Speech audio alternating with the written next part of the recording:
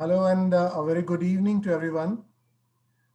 This is our pleasure to have Dr. PC Mahapatra once again with us after a gap of a few weeks. Dr. Mahapatra, as you know, um, is a very good speaker and a revered teacher for all of us. So everyone is keen to listen to Dr. PC Mahapatra.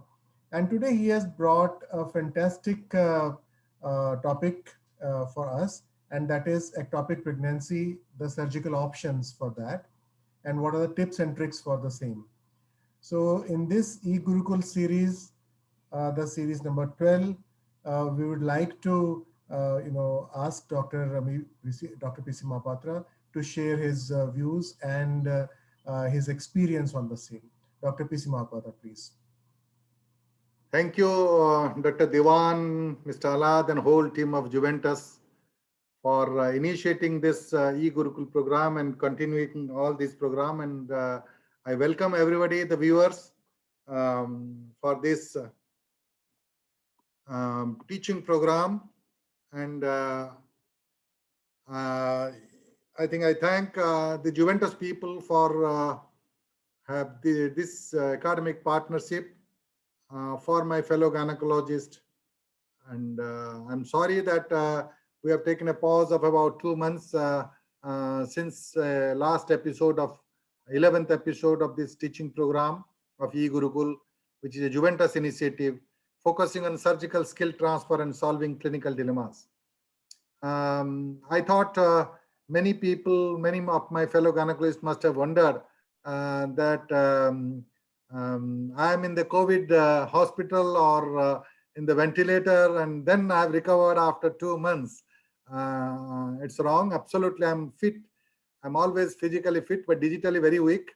And I intentionally deferred the program because of the real problem and magnitude of the problem of the second wave of COVID, and our doctors are so busy in that, and not only busy, their personal relations and all that have suffered, and I have seen the pains of those people, and that is the purpose for which I took a break. And again I welcome all of you to this episode of the Juventus initiative of Gurukul, where it's absolutely, as you know, we are doing a focused program on that. And this program, I think it's particularly subjected to a particular aspect. And today is one of the very common aspect which every clinicians face it for that. This subject is very close to my heart. Not only that it's common, but I have seen the evolution of this subject. The day I started practicing gynecology way back in 1980s, and since then I have seen the evolution of how it has gone up, how we have changed, how the diagnostic parameters have changed, how the management protocol has changed, how the mortality and morbidity has been reduced to considerable extent. And therefore, I cannot forget one of the unforgettable memories of mine way back in 1986 when I was a lecturer in SC Medical College doing my emergency duties in that time. I recollect, still I remember the patient, 28 years, para 1, missed period 7 weeks, UPT positive. At that time, beta ICG was not available, UPT, urine pregnancy test.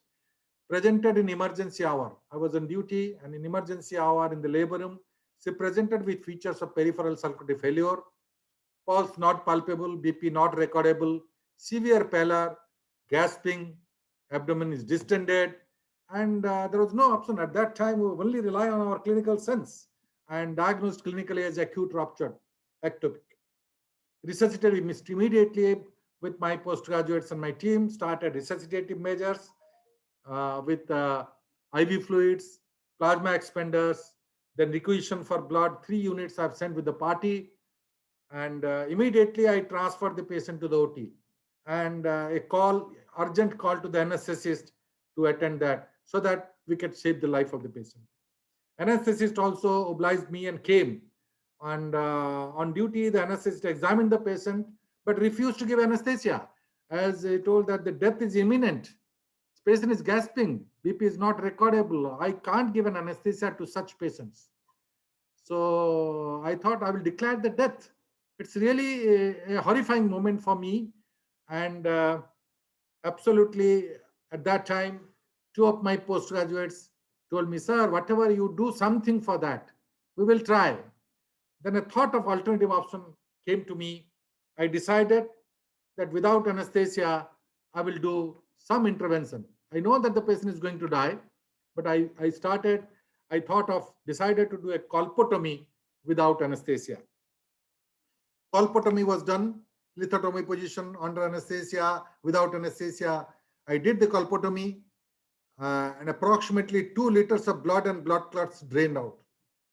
Then I put a speculum and retraction with the sponge holding forceps. I retracted the uterus, putting a speculum in that same patient. And fortunately, as if God has helped me in delivering the right femoral end. And the right femoral end was visible, and along with the dilated ampullary portion, and with the sponge holding forceps, I found that there was a rupture and active bleeding from the ampullary portion.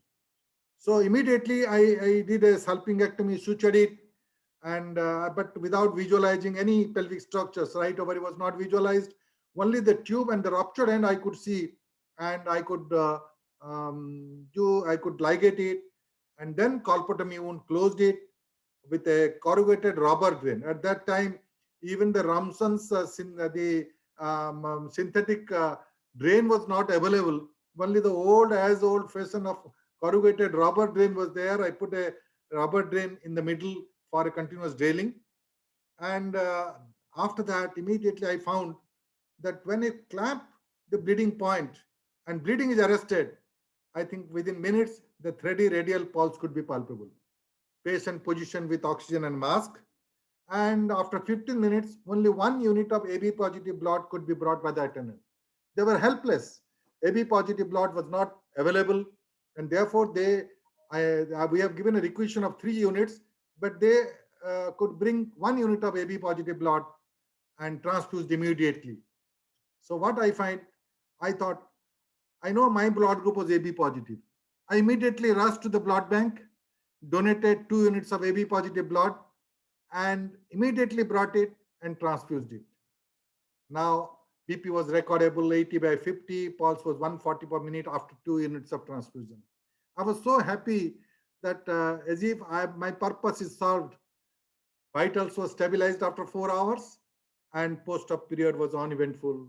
Patient was discharged with smiling face on 6th post-op day. This is the memories of 35 years ago. One of the memorable and pleasurable case in my life, where I was the surgeon and I donated the blood to save the life, and life was saved. Clinical diagnosis was the only option in pre-sonographic and biochemical era. At that time, we don't have any option. And dictum at that time, one should be ectopic minded to diagnose. And any slightest suspicion of ectopic, you do an exploratory laparotomy. So exploratory laparotomy is preferable than non-interference due to high mortality in yesteryears. Laparoscopy was not available, sonography was not available. So slightest suspicion. They say at that time the dictum was, if you doing an exploratory laparotomy and finding nothing is preferable than not doing a laparotomy when there is a suspicion of ectopic. If at all there is there, 100% mortality would be there. So saving life is of paramount importance. An alternative option could be thought of. Decision for immediate colpotomy and arresting bleeding and multiple blood transfusion aggressively with God's blessing could save the life. And I cannot forget these unforgettable memories of my life, of my experience. And therefore, ladies and gentlemen, and viewer gynecologist, fellow gynecologist of mine, ectopic pregnancy, I've decided that it's so close to my heart, surgical options, tips and tricks, solving clinical dilemmas. We have a lot of change. For the last couple of years, decades of practice in obstetric and gynecology, I can reveal some of my own personal experiences and evolution. And I have put few of my all the series of cases, varieties of cases which I have seen since I became a gynecologist till date. I'm continuing to see cases and all that, and putting before you for sharing. You must have, all of you must have observed the same. Even 4 days back, I did one case which I have put it and shown it today.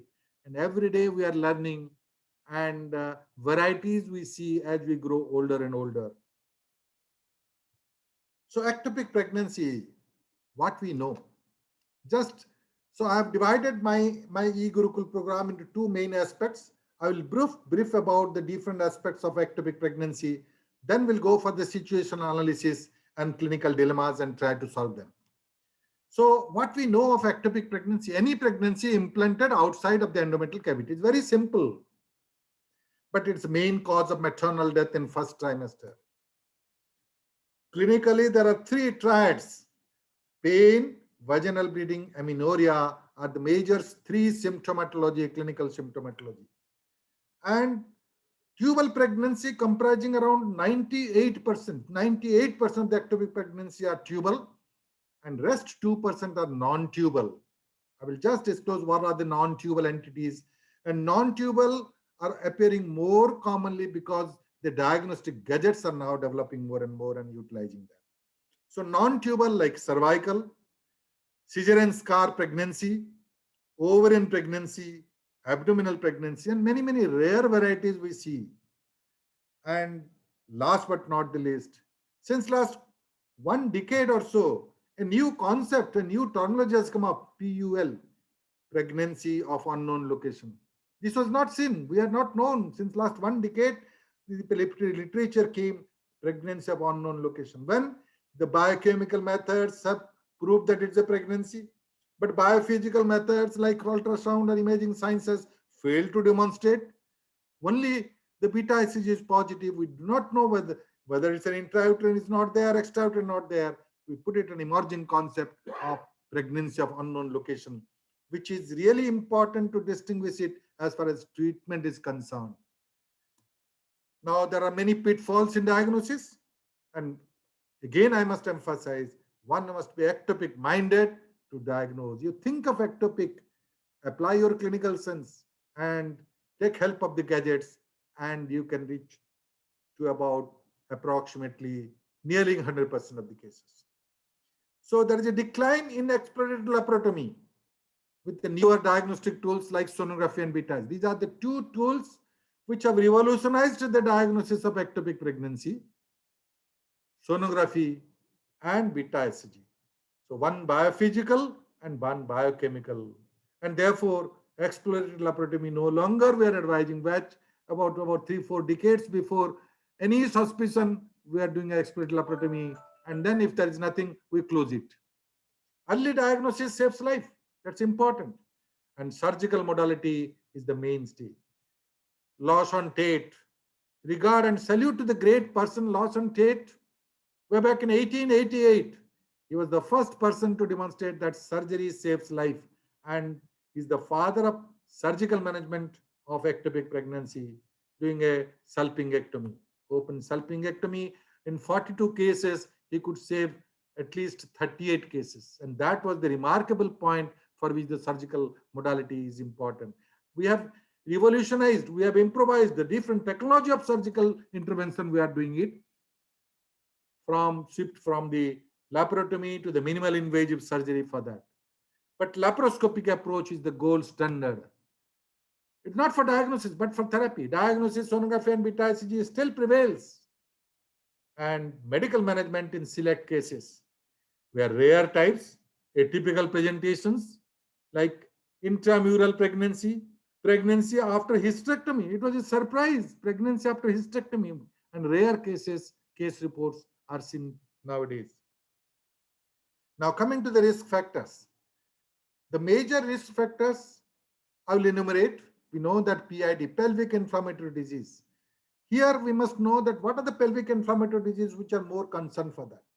So any pelvic infection of a subclinical nature which keeps the tube partially patent, I think that is the case where it is likely to be an ectopic pregnancy. Gonococcal infection or gonococcal salpingitis earlier was very common, where the ectopic is least because it causes a terminal salping, the tubes are closed. So it causes the hydrosalpings or pyosalpings where the tubes are patent up till the femoral end, and that is closed. Femoral end is closed.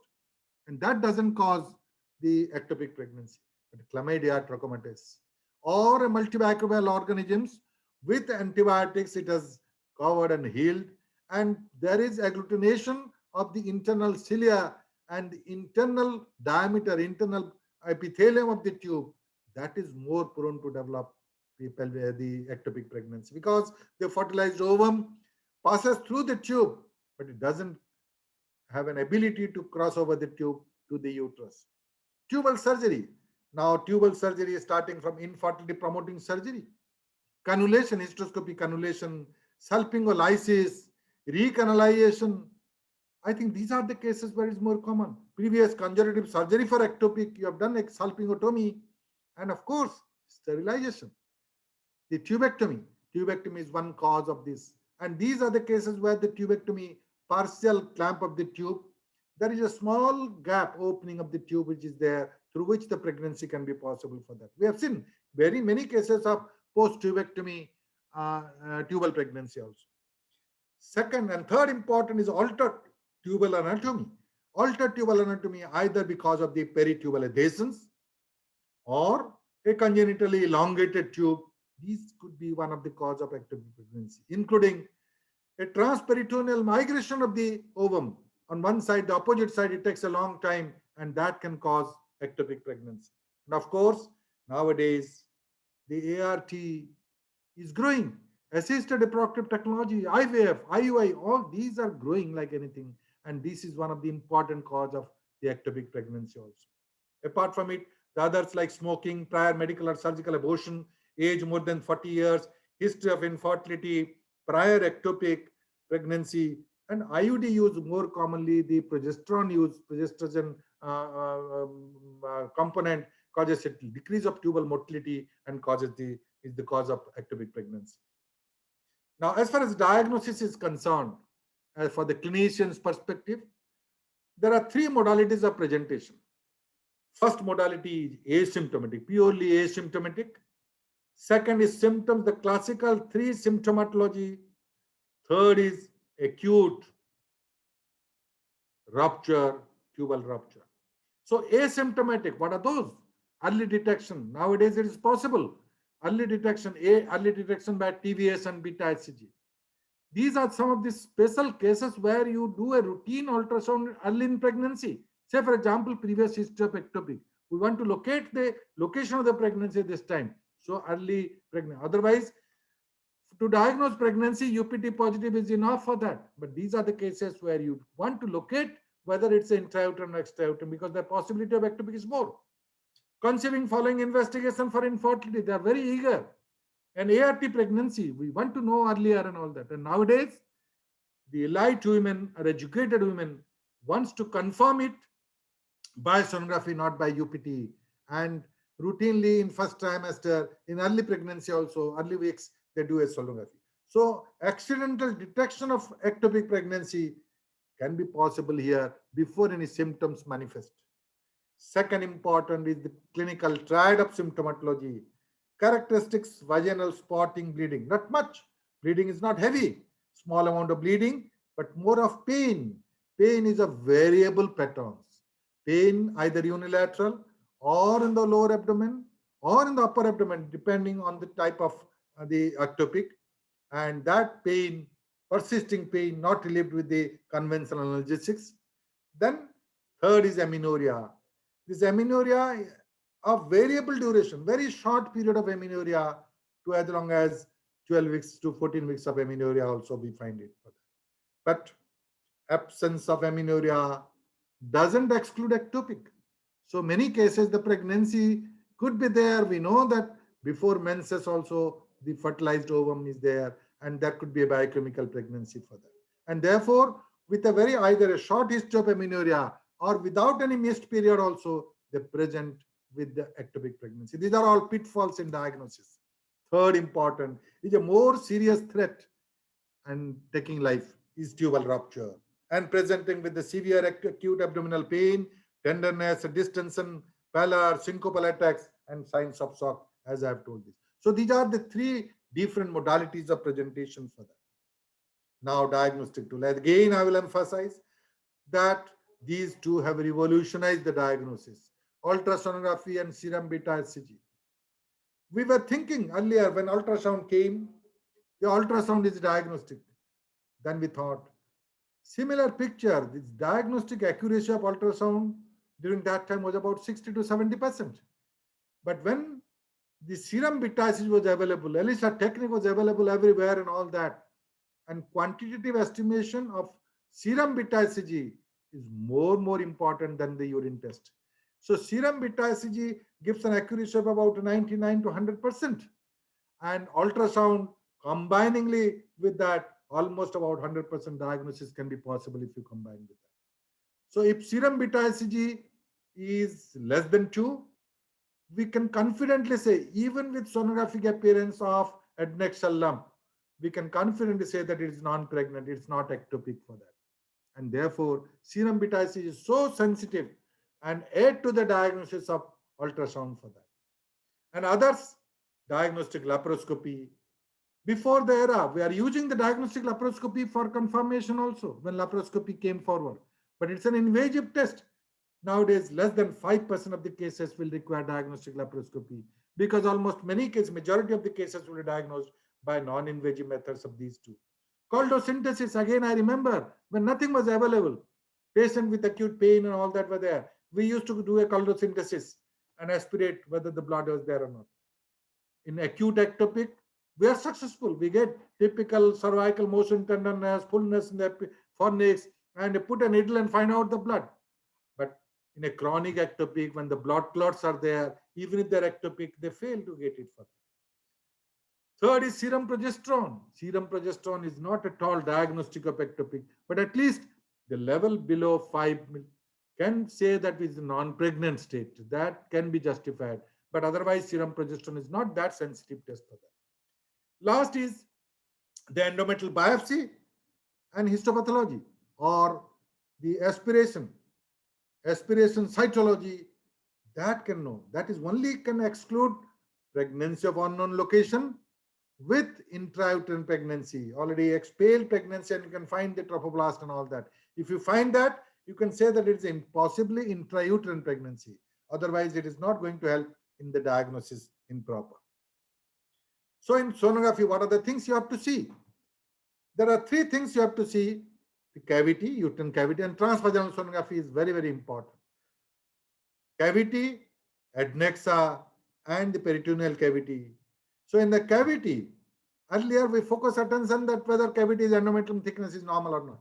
Now, more concern of finding out the non-tubal pregnancy, and therefore you must be very meticulous in assessing the uterine cavity, including the cornu. If there is a previous cesarean section, the cesarean scar, the cervical canal, all these. So as we were more meticulous, you diagnose more commonly for that. Otherwise, you ignore. So these are some of the special points for which the sonographer, or you people, a gynecologist doing ultrasound, should focus on that. Adnexa, what you see?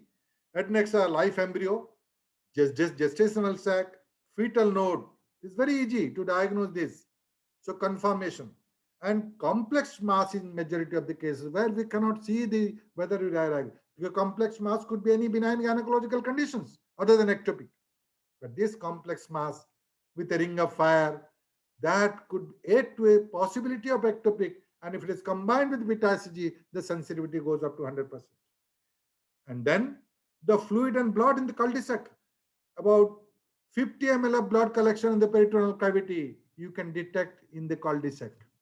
And when we find the paracolic goiter and subdiaphragmatic hemorrhage, bleeding, the bleeding is more than 800 ml to 1000 ml for that. And therefore, that can be clearly distinguished. The only point is that you should be distinguishing the fluid, the blood with the serous fluid for that. That's important. Echogenic means, or a mixed, some part there is a blood clots and all that. you can easily diagnose for that. And therefore, sonography, good machines, real-time sonography, and high-resolution machine, as well as a high-resolution man who is doing that is important. The man and machine were there. Man will interpret, and machine will give information for that. So these are characteristic sonographic findings. So what are the potential outcomes after sonography? What are the outcomes you get it? There are 5 outcomes we get it. First, either you diagnose definite ectopic pregnancy. How can you say that it's a definite ectopic pregnancy? If you can find extrauterine gestational sac, yolk sac, or embryo with cardiac activity and uterine cavity is empty, 100% you can diagnose that this is a definite ectopic pregnancy. Probable ectopic pregnancy is an inhomogeneous adnexal mass or extrauterine halo that gives rise to probable ectopic pregnancy. You have to correlate with the beta ICG. Definite intrauterine pregnancy, when you get it, clear cut the gestational sac. I think this is very, very important to distinguish pseudo gestational sac from non ectopic. So, this characteristic gestational sac, the sac margin, the wall is very, very important. Demonstration of yolk sac and embryo with or without fetal activity, definite intrauterine pregnancy. And probable intrauterine pregnancy, as I've already told, intrauterine echogenic sac could be there, deformed, or increased endometrial thickness. Thickness of the endometrium is 14 to 16 millimeter. That could be an early intrauterine pregnancy.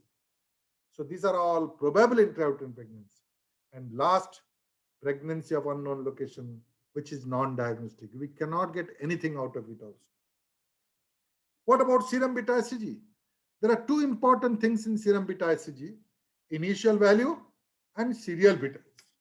Initial value varies from individual to individual. We know that if there is an ectopic pregnancy, initial value will be less than intrauterine pregnancy. But the serial beta ICG is more important. The doubling time is more important to prove that it is a growing fetus and intrauterine pregnancy. Although a live embryo or a twin pregnancy are the pitfalls in diagnosis, but this is important. Third important, correlation with the ultrasound finding is what is known as discriminatory zone. The level of beta ICG where you can find a correlation with the gestational sac, with the yolk sac, with the fetal load is correlated with that. So normally with 1500 to 2500 units, the intrauterine pregnancy gestational sac must be visible for that. Around 3500 and more, you can find the yolk sac and then fetal node. So there is a discriminatory zone which is variable for that and correlate with the beta ICG level. If the discriminatory zone is within that and you are not able to find out in sonography, then repeat after 48 hours, doubling time, and then correlate again.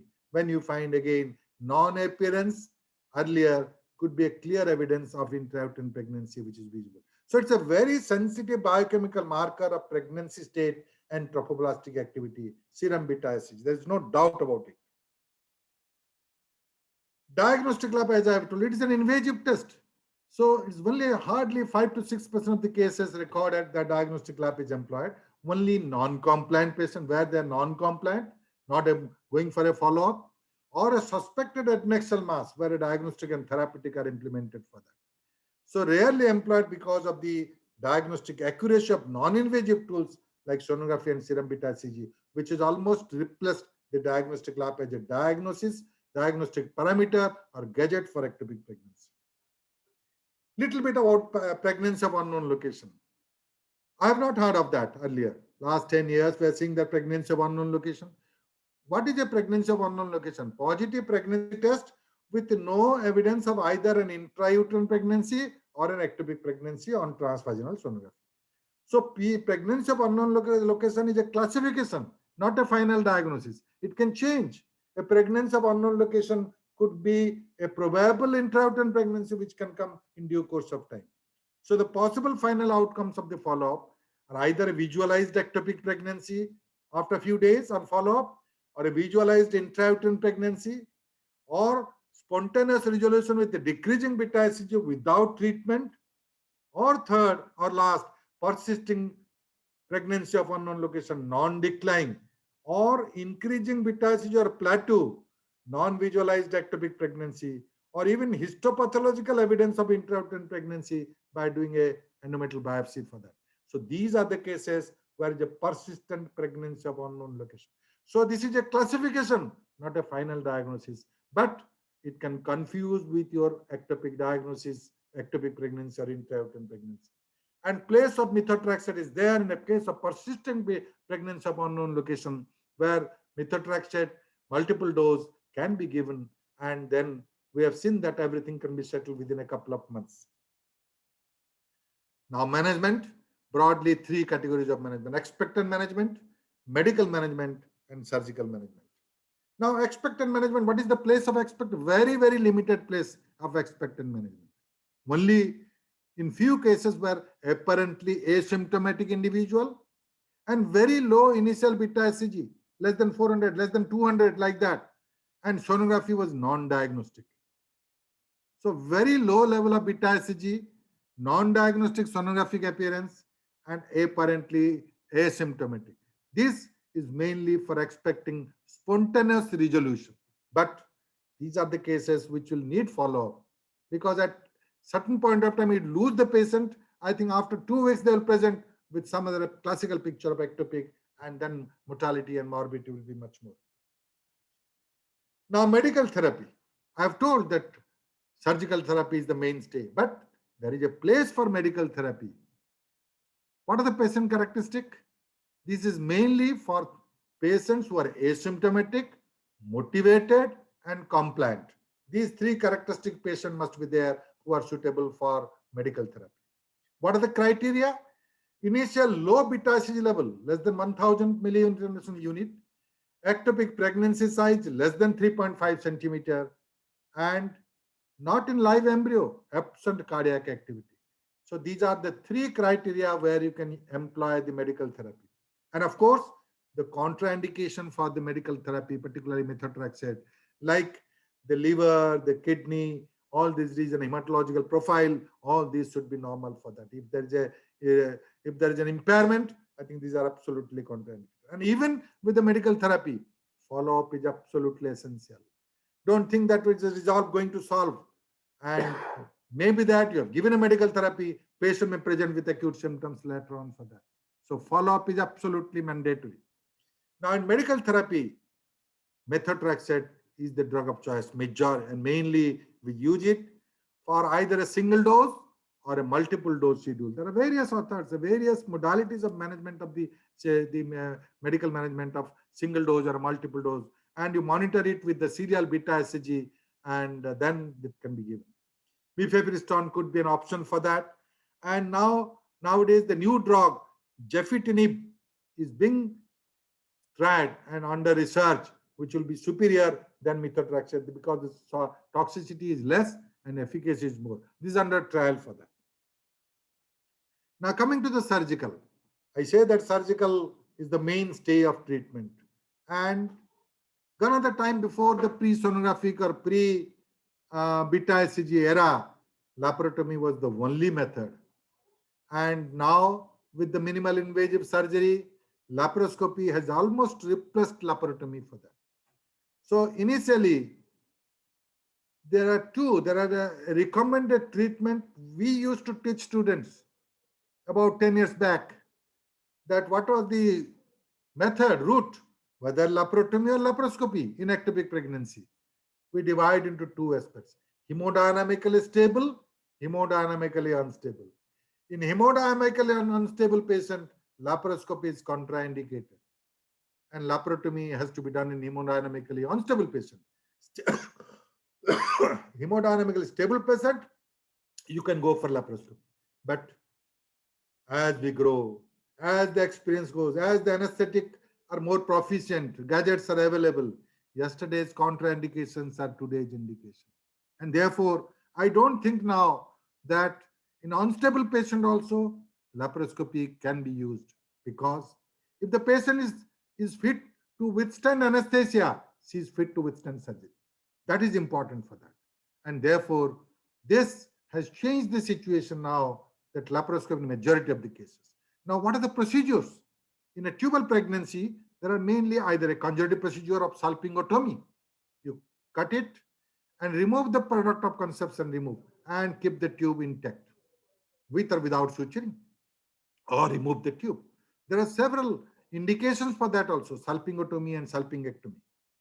Salpingectomy is the preferred treatment, and particularly when the tube has ruptured, damaged tube, and the other contralateral tube is normal. In those particular cases, in recurrent pregnancy, recurrent ectopic pregnancy, or in a post tubectomy patient, salpingectomy is preferable than salpingotomy. But otherwise, salpingotomy could be done, and there is a lot of research, lot of studies on salpingotomy and future pregnancy will almost same salpingotomy and salpingectomy.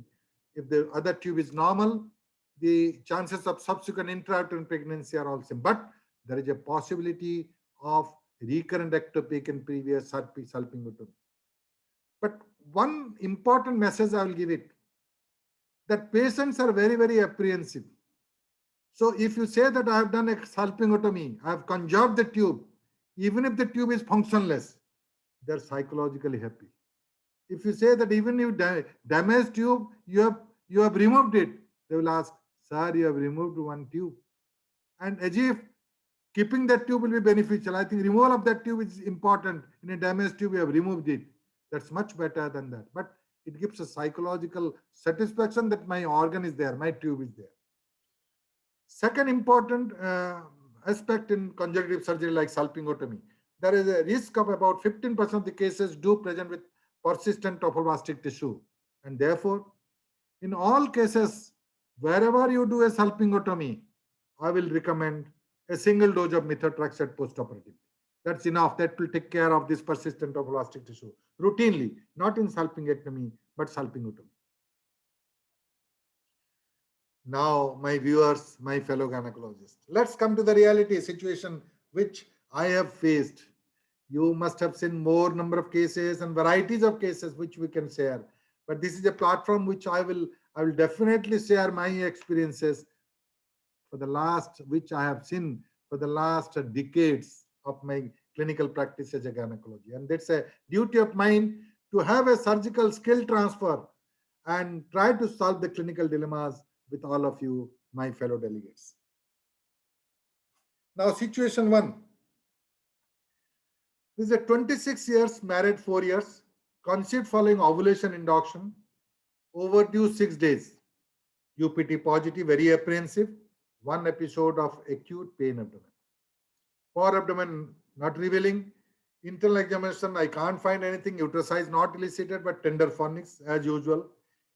I did a TVS, uterus enlarged, endometrial thickness is 14 millimeter, no gestational sac, right adnexal mass of 3 centimeter, and color Doppler suggestive of increased vascularity, minimal fluid, and beta ECG was 1200 milliinternational unit. With this, I have kept ectopic minded in my brain. I thought of ectopic pregnancy, but still I'm not confirmed.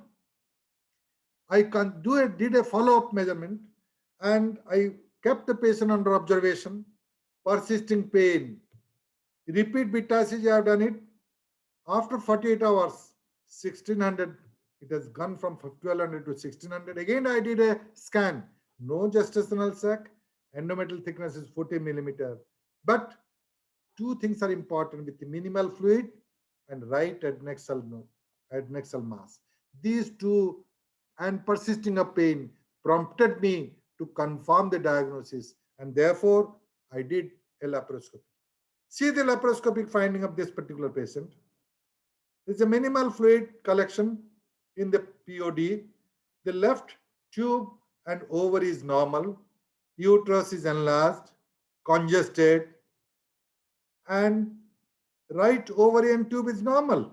And I find the right ovary is larger than the left ovary, and right ovary there is a corpus luteum. That has confused that it is a adnexal lump for that. And that the main principle where you are having a suspicion, don't put uterine manipulator. Remember this. So minimal handling, don't handle the uterus also. And that I did that. I didn't find anything. So what I will do? Next step. So this is a laparoscopy finding uterus enlarged, congested, UV space normal, POD minimal stock colored fluid, both tubes normal, right ovary enlarged, adherent to cornu with corpus luteum, peritoneal toileting. I did a peritoneal toileting, praying God on progesterone, tons and tons of progesterone as usual. With AG progesterone can rescue. This is a psychological. Also, I am part of the same gynecologist as you people. Oral, parenteral, vaginal, everything we did it, and praying God. But follow-up scans after 2 weeks. I did it.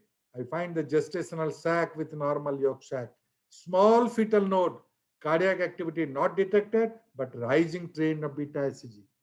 So initially I had suspected one thing, suspicion endometrial thickness is 14 millimeter, that it could be probable intrauterine pregnancy.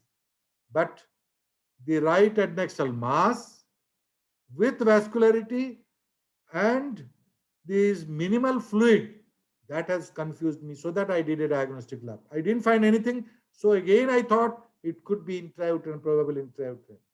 So follow up, say that rising beta ICG and small fetal node.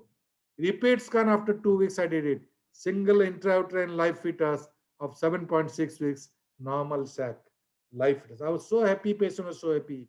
Pregnancy continued, spontaneous vaginal delivery, and a female baby. So this is one example where a pitfalls in diagnosis and how a conjugative, a very early intrauterine pregnancy is missed and with the ectopic pregnancy. So the message here, early intrauterine pregnancy with corpus luteum with pain abdomen mimics feature of ectopic pregnancy. Think of it. Need for follow-up scan, beta HCG, and expectant treatment for probable early, very early intrauterine pregnancy. Persistence of symptoms or aggravation of pain, sonographic evidence of significant fluid or blood in peritoneal cavity is an indication of diagnostic and therapeutic lab for that. And don't use the uterine manipulator in those cases where you have suspected probable intrauterine pregnancy. Uterine manipulators are to be avoided for that. And continuation of intrauterine pregnancy and viability is possible. Situation 2. This is 28 years conceived following infertility. I've done a diagnostic therapeutic histolab and hysteroscopic cannulation blockage. Overdue 14 days with spotting PV, UPT positive, sonography, empty uterine cavity, endometrial thickness 8 millimeter, gestational sac, left adnexal region. No fetal node, but gestational sac could be demonstrated. Beta ICG was 1500. Repeat beta ICG after 48 hours, it rose 1600. Sonography again, cavity empty. Gestational sac visualized, left adnexal region, no fetal node, and plan for medical management. Patient is very anxious and she didn't opt for a diagnostic lab. Patient opted for a medical management. Injection methotrexate 50 milligram I am given. Refused for hospitalization, but counsel done. Counseling done for immediate hospitalization and warning symptomatology. If there is any problem, you immediately present it. Advice for review beta ICG and sonography after 1 week.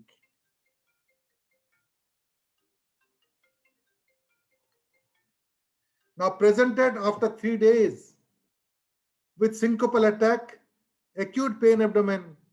On examination, clinical, I find tachycardia, blood pressure falling 70/40, sweating, abdominal distension with free fluid in the blood, and plan for immediate surgery. Only sonography revealed massive hemoperic collection. No mass could be seen, nothing else could be seen. And this is a picture of that.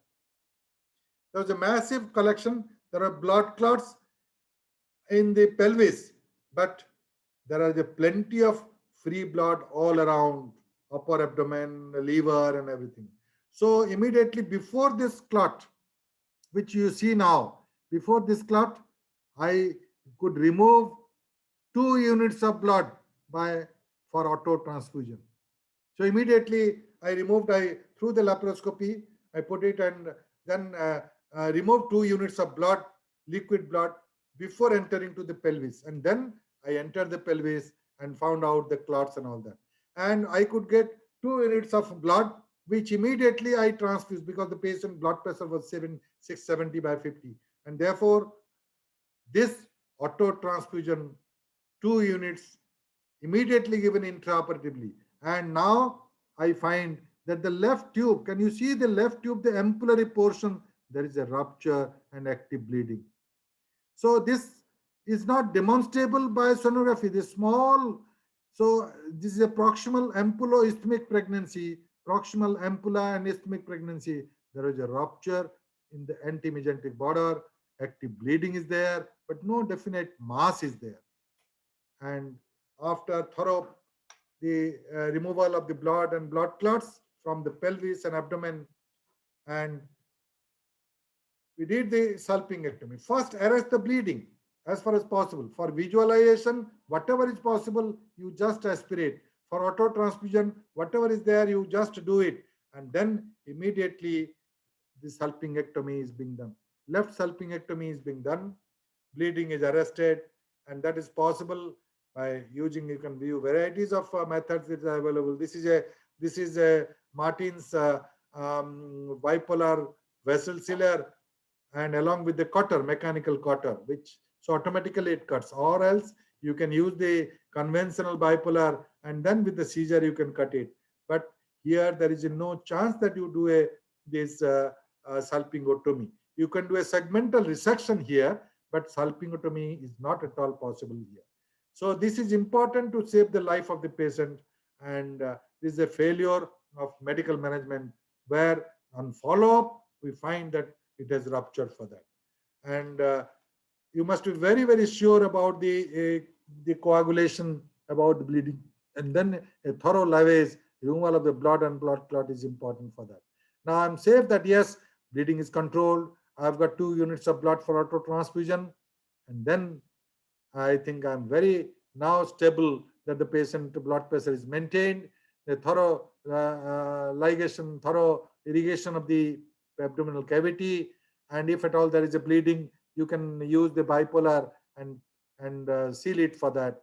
So the thorough coagulation is important, and a good hemostasis is important for that.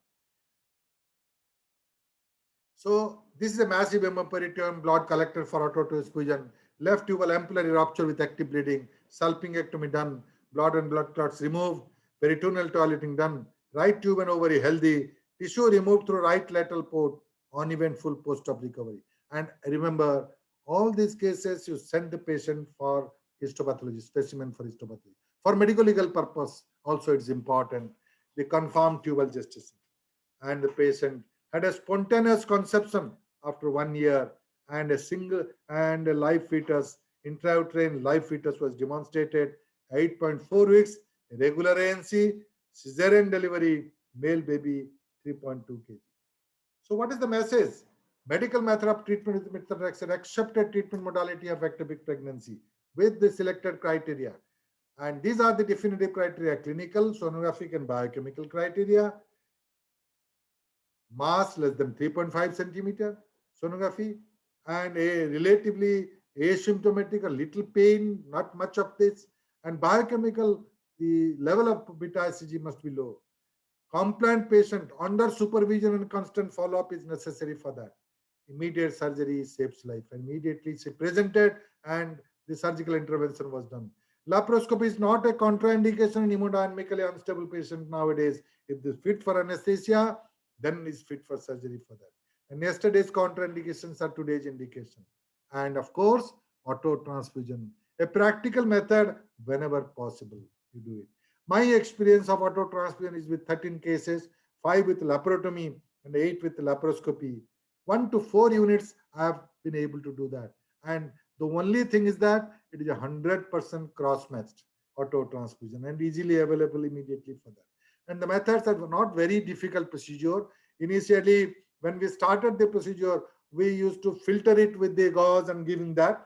Now the blood transfusion set is available with the filter, and we after collection, we through the filter you collect the blood and then transfuse it. There is not a problem. And the only thing is that a different set of people should be there for that purpose. The same person cannot do the surgery or cannot this. He will help, and these persons will collect it and give it for them. So immediate control of active bleeding is the vital step, and salpingectomy is a preferable procedure for that. Future intrauterine pregnancy is possible with the healthy other tube. Situation 3, 30 years, gravida 3, para 1, abortion 1, conceived following secondary in 42 years. Sonography, uterine cavity empty, endometrial thickness is 10 millimeter, but there is a single gestational sac with live fetus, 7.6 weeks in the left adnexal region. Remember this. Repeat sonography confirmed the same findings. A good man and machine is important, as I have already told, and plan for lap surgery. When we find that it's a left ampullary pregnancy, salpingectomy, peritoneal toileting for that. And this is a picture for that. Remember how accurately. This is not a rupture, and it is a live pregnancy, and minimal collection is there. Had we left it for some days, it would have gone for rupture for that. And it is in a process of undergoing rupture because we find little blood in the peritoneal cavity for that. And how, with the accuracy of the ultrasound and machine, with the demonstration of the live fetus, I think you are 100% confirmed that it is a ectopic pregnancy for that when the cavity is empty for that. And here what we do again, salpingectomy. In live fetus, usually salpingotomy will give rise to torrential bleeding, and arrest of the bleeding is not possible to the edges of the tube, and therefore a salpingectomy as usual with the same procedure. This is with another methods like a conventional bipolar, and then using the scissor and removing the tube, salpingectomy. So the left tube is being removed, and you can see go slow because the patient is stable. The patient is not there is no internal bleeding, and it's a very good case for bed there. But you see a live fetus. Then I saw that this is a case on retrieval of the second port with the 10 port. The product of conception along with the tube is retrieved, and you see find a clean cut, very good embryo is being found. It looks very nice, but very pathetic for that also. Through the laparoscopy, it looks very nice to see the fetus, but it's a live fetus, and because it's a and believe me, the patient was asking me before that, sir, can you transfer the fetus from the tube to the uterus? I told this is the fantasy, maybe that in future it could happen. The transposition of the extrauterine fetus to intrauterine position for that. And that is possible, that is not possible nowadays. So the passage in future it could be possible. Resort to early diagnosis by sonography is possible. Man and machine is important. Empty uterine cavity is important finding. Medical methods are contraindicated here, and laparoscopy is the mainstay. And patients thought of fantasy, transposition of live fetus from tube to the uterus could be possible in future by my grand students and students. Maybe I will just listen and be happy that this is possible. I was not able to the transport transport the fetus from the tube to the uterus. You could do it. You could achieve the success for that. Situation 4. Again, primary gravida, conceived following IVF at 6th week, beta HCG 4500, asymptomatic, single gestational sac, fetal node not demonstrated. Repeat sonography after 10 days, uterine cavity, pseudo gestational sac with fluid, single live fetus, 7.6 weeks, right adnexal region. Again, bad luck. Pregnancy following IVF, but it's a tubal pregnancy. Right ampullary pregnancy, minimal peritoneal collection, left tube and ovary healthy. Again, salpingectomy done for that. See the picture. This is a case where patient was conceived following the IVF treatment. Now you can see the right tube, and it's an unruptured pregnancy. And this is particularly more important. The other type tube and ovary is normal, and this is particularly because So this is particularly possible.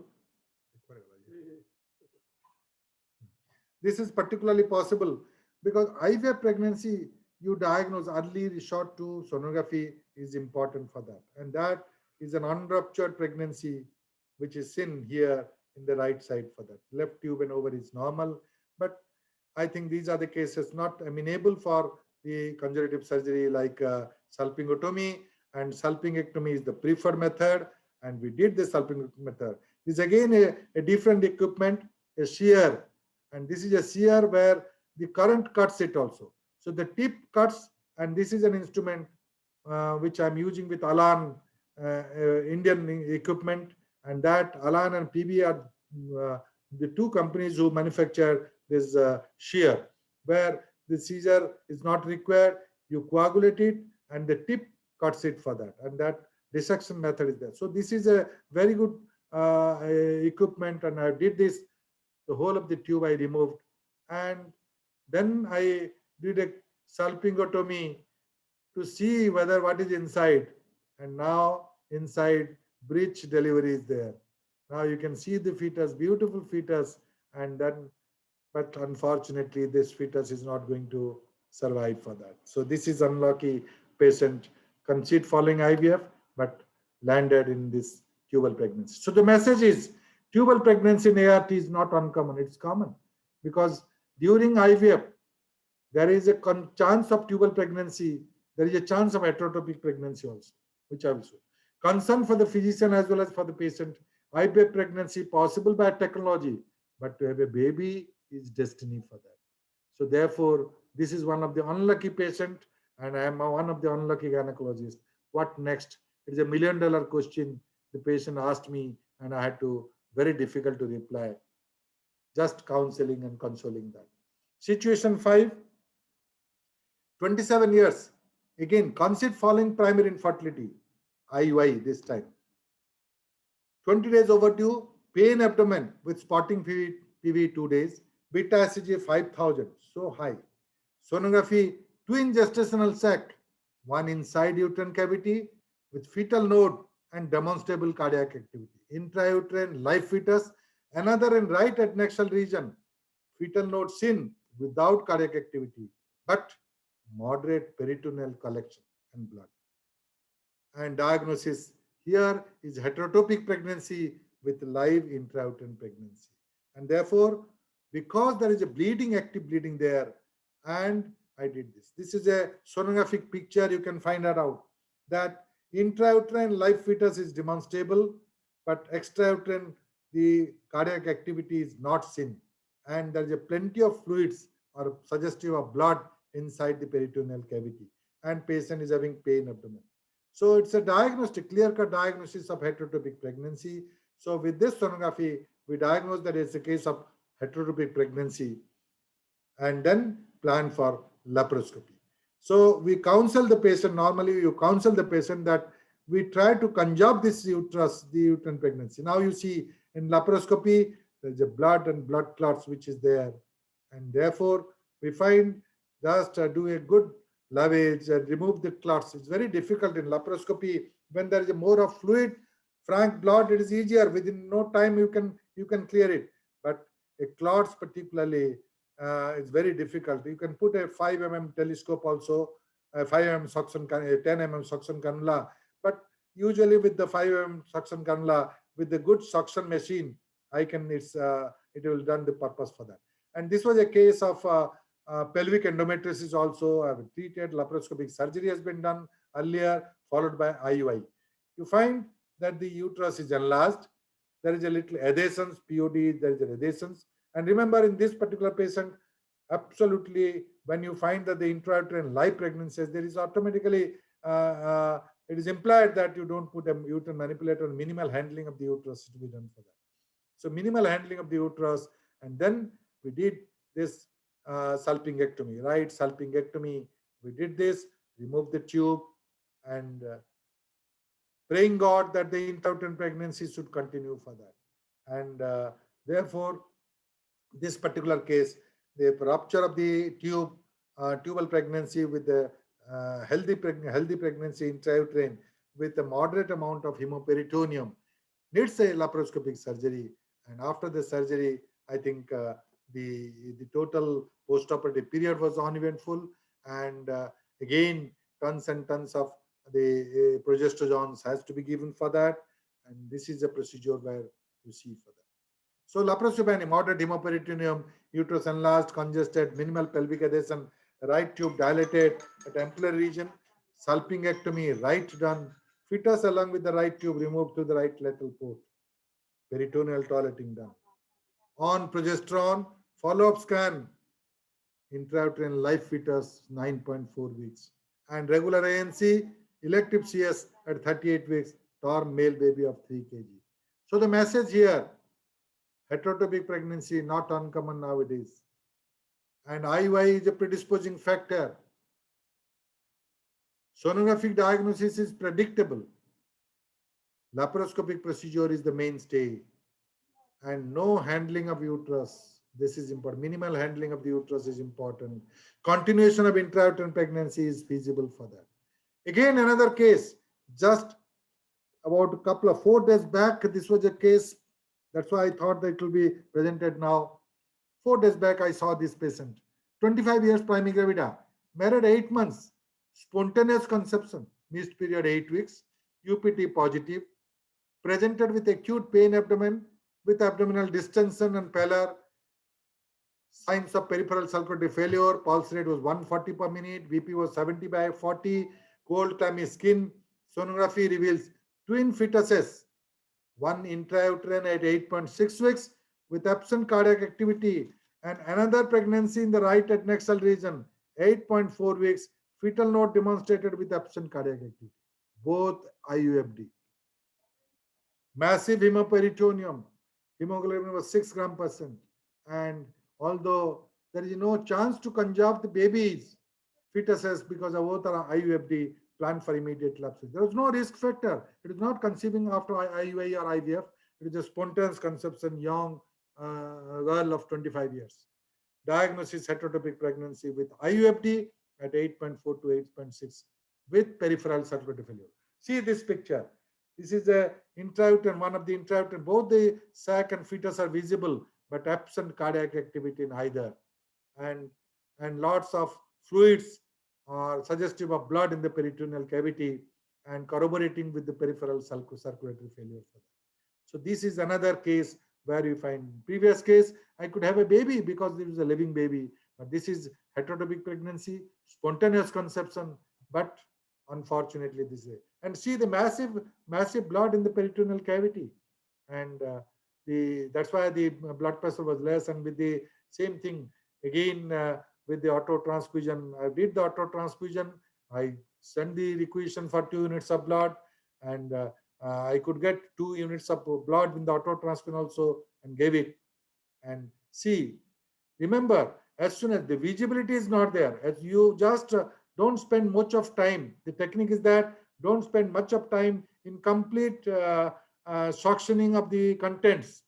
As far as the visibility is there, you just do the suction till the visibility is there. Once the visibility is there, finish the bleeding part, arrest the bleeding, and you could find the right tube and bleeding ampulla. The ampullary portion, there is a rupture, the placental tissue are being seen, and then immediately you arrest the bleeding first. Then the rest of the part, suction, removal of the clots and other thing, you do it for that. So that is important. Massive bleeding, you just do the suction evacuation till you find the anatomy, until you find the diagnosis that this right tube, there is a rupture, and then immediately arrest the bleeding. Now, this is the paramount important. This is the tips and tricks of all surgery. May it be laparoscopy, may it be laparotomy, whatever it may be. Then after that, after removal of the tube, then you just do a thorough lavage, take your own time and thorough lavage, because it's a patient which under peripheral circulatory failure, under anesthesia, we're doing a lap surgery, abdomen is distended, all the risk factors are there. And therefore, but one thing is that, again, I can say that in hemodynamically unstable patient, if you're careful, if you've done a good job, you can finish it within no time, provided the patient is withstanding the anesthesia. I say that the patient will be withstanding the surgery for that also. And this is a damaged tube, no question of conservation of the tube in this particular case for that. So the message, heterotopic pregnancy possible with conception. And here I did one thing again. Again, I did this particular case. After that, I did the uterine suction and curettage, plenty tissue, the POC came because I know that it's an intrauterine pregnancy. And here you can do a manipulator. This is a case where manipulator can be used. Plenty of tissue and POC removed and sent for HP study. 2 units of blood transfused and then vital stable. And heterotopic pregnancy possible with spontaneous conception, cause difficult to explain here. High resolution sonography, an invaluable diagnostic aid. Immediate surgical intervention saves life.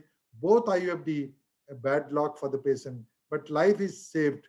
Destiny and technology is responsible. So lap surgery is not an absolute contraindication in hemodynamically unstable patient in current scenario for that. Situation 7. This is a case 30. This is a case 30 years, para 1, abortion 1, overdue 10 days, acute pain lower abdomen on right side. Serum beta ICG 1200, sonography uterus normal in contour dimension, endometrial thickness 7 millimeter, no adnexal mass, but evidence of a little pelvic hematocele with minimal peritoneal collection. So I did a diagnostic and therapeutic lab. Here you can find this particular picture for that. There's a minimal pelvic collection, peritoneal collection, but you can see the ischemic pregnancy. Can you see the ischemic pregnancy here? It is not ruptured. This is a very dangerous situation. Ischemic pregnancy, when ruptures, immediately go for acute peripheral circulatory failure. And because the vascularity is very close. But therefore, the diagnosis, early diagnosis is important, particularly in ischemic. And that ruptures early. And once it ruptures, it's very difficult to save. And here, I planned for segmental resection of the tube. Instead of doing a whole salpingectomy, I did this segmental resection of the tube. And you can see the segmental resection. It's not that difficult for that. And this is mainly, if you think of tubal, number one, it gives a psychological satisfaction to the patient.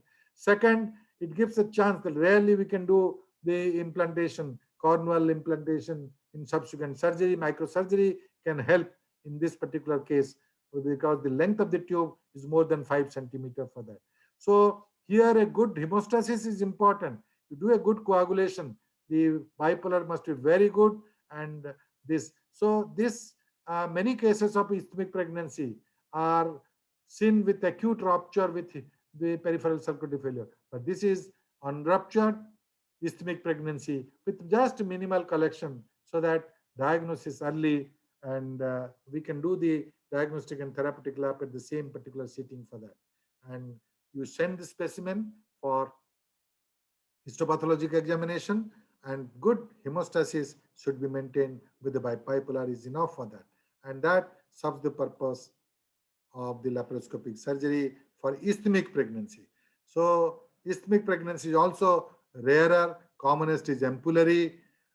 Then the ischemic is about 11 to 12%. Then fimbrial pregnancy. Then we come to the interstitial pregnancy, and the other pregnancy are very, very rare. Cervical pregnancy, ovarian pregnancy, CS scar pregnancy, and other rare pregnancies could be seen. Now the hemostasis is complete. We have not damaged any anything on the myometrium, and uterus. In this case, we find a subserous myoma. But subserous myoma, whether it is a cause of ischemic pregnancy, very difficult to explain in this particular case for that. But we must find out and document this particular finding for subsequent fertility promoting thing and all that. So this is a laparoscopic finding, and message: ischemic pregnancy is not is uncommon. Next to common is ampullary. Early rupture with massive hemorrhage is very often seen. Salpingectomy or segmental resection is the treatment of choice depending on the tubal status. The tube is normal. Length I can get it more than 5 centimeters if I leave it, and therefore I prefer to do a segmental resection. So segmental resection will give a psychological reassurance for the patient and future chance of tubal microsurgery and reconstruction from clinician's viewpoint for that. Situation 8 is again a very interesting case. very rare case. 28 years, para 1, missed period 8 weeks, bleeding PV 2 days, UPT positive, sonography elsewhere, evidence of interstitial pregnancy. I was surprised how the sonologist has diagnosed interstitial pregnancy, right? No collection, serum beta C 3.500. So therefore, to reconfirm, I did a repeat scan, and repeat scan confirmed interstitial pregnancy with high resolution sonography and an expert characteristic interstitial line sign. That's important. A hypoechoic line can be drawn out from the endometrial cavity to the gestational sac, to the ectopic gestational sac, and that's very important interstitial line sign. So I did a laparoscopic examination. I find the typical interstitial pregnancy I could find on the right side. You see, uterus is enlarged, asymmetric, and the cornu there is a bulge. It is a congested, and therefore we find that this is an interstitial pregnancy, corroborating with the sonographic finding. The laparoscopy has corroborated this, and to reconfirm, I did a hysteroscopy on the same sitting. You see the hysteroscopic finding now. That the hysteroscopic finding, the ostia is at a higher level than the other normal ostium. Then I decided to do this. There are two options, either a cornostomy or a cornual resection. I decided here for a cornual resection. So before that, I have infused vasopressin for the bleeding. After the vasopressin infusion, very carefully, you again do the segmental resection from the proximal ampulla. You start it and you excise it completely. It's more difficult than interstitial pregnancy because you have to excise the whole of that. Some of the muscles, myometrium can be incorporated, and you must remove that myometrium also, because the cornual resection, myometrium has to be removed for that. Otherwise, it's not possible. Otherwise, it's not possible to remove whole of the pregnancy sac for that. And this is how you do the procedure of cornual resection. And this vasopressin is absolutely helpful for us. Otherwise, a severe bleeding would have been there, and the field would have been messy for that. So this is a procedure which you do it. Another procedure, you can do a cornuostomy. You just give an incision, like salpingotomy. You just give a linear incision, and again after the vasopressin, then remove the product of conception, and then you find the coagulation, and keep the thin the myometrium. The myometrium is absolutely thin there when you remove everything for that. So the procedure is all same, because this procedure is much better than cornual resection, is much better than cornuostomy, but many people do a cornuostomy also. But mainly remember, after this, unlike the interstitial pregnancy, the after removal it, there is no bleeding. There is no bleeding. But even if there is no bleeding and you can arrest the bleeding with the bipolar, the muscular integrity for future pregnancy, you have to do a suturing. And therefore, suturing is mandatory here in a case of interstitial pregnancy after excision, after cornual excision for that. And therefore, you see there is no bleeding, but there is a risk of rupture and the subsequent pregnancy, because this part is weaker and the muscle are there for that. And suturing also has become little difficult because the pregnant state uterus, and the suturing will tear off the muscle. So a thicker bite is important. So now I'm using this barb suture for suturing this, and a thicker bite. Remember, otherwise it will tear off. And once the tear off is there, I think a lot of bleeding will be there, and it will cause a lot of problem for that. So the barb suture, or otherwise you can use the conventional vicryl also, but barb suture is very, very convenient for suturing. And see, you have to close the myometrium, and this is how you do a suturing. The round ligament is brought and closer to that to complete the procedure of suturing. And it gives two main purpose. Mainly, hemostasis is one. Second important is main thing is the muscle integrity, the myometrial integrity in the subsequent pregnancy, if at all. The chances of rupture is least if you suture it for that. And barb suture have shown equally good results than the as vicryl, because it's better that a position will be much more better, and the things are completed for that. So this is a very important case. I have a couple of cases of interstitial pregnancy done with the same procedure for that. And then you remove the tissue and send it for the histopathological examination for that. So histoscopy done, cavity asymmetrical, right ostal lesion seen, lap corneal resection done, repaired with barbed suture, hemostasis maintained, tissue sent for HP study, confirmed tubal gestation, uneventful post-op period. So the message is interstitial pregnancy very uncommon, rare, diagnostic accuracy by high resolution sonography and expertise. Cornwall pregnancy and interstitial pregnancy are interchangeable terminology, synonymous terminology. There is another term called angular pregnancy and all that. So angular pregnancy is the pregnancy in the Mullerian anomaly of rudimentary horn of the pregnancy is the angular pregnancy, but Cornwall and interstitial are synonymous terminology which is being employed for that. LAP approach with skilled endoscopic surgeon is preferred. And I feel now that the nowadays the next generation of gynecologists, my students and grand students, will teach me laparoscopic surgery. They're more skilled than me, than our previous generation for that. They will do a much better job for that. So cornostomy and corneal dissection modalities of surgical intervention. Suturing strengthen the myometrium of cornu for preventing rupture during future pregnancy. And another thing in cornostomy, even if you do a cornostomy, you have to suture it to strengthen the myometrium. And second important, post-operative methotrexate, you have to give it because you are not sure whether whole topoplastic tissues have been removed or something is left behind. So that's why I prefer corneal resection better than cornostomy for that. Situation 9. This is a 30 years para 2 overdue 20 days. UPT positive, acute pain abdomen, right left fossa with bleeding PB 2 days. Serum beta CG 1600, sonography uterus normal in contour and dimension, endometrial thickness 10 millimeter, minimal collection of fluid in cul-de-sac. But there is a right adnexal complex mass of 6 centimeter, 5 centimeter, 4 centimeter. Patient is having pain abdomen and it is not relieved with the drugs, medications, beta HCG positive, and there is a mass. So the diagnosis is 100% that it's a the ectopic pregnancy. Uterine cavity is empty, and this is no doubt that there is a ectopic pregnancy. So I decided for the diagnostic and therapeutic. You see, here there is a minimal collection. The small amount of blood is being collected. Uterus is retroplaced, retroverted, and I couldn't find. Now I could find the left ovary and the tube, but there is a right tube mass on ultrasound.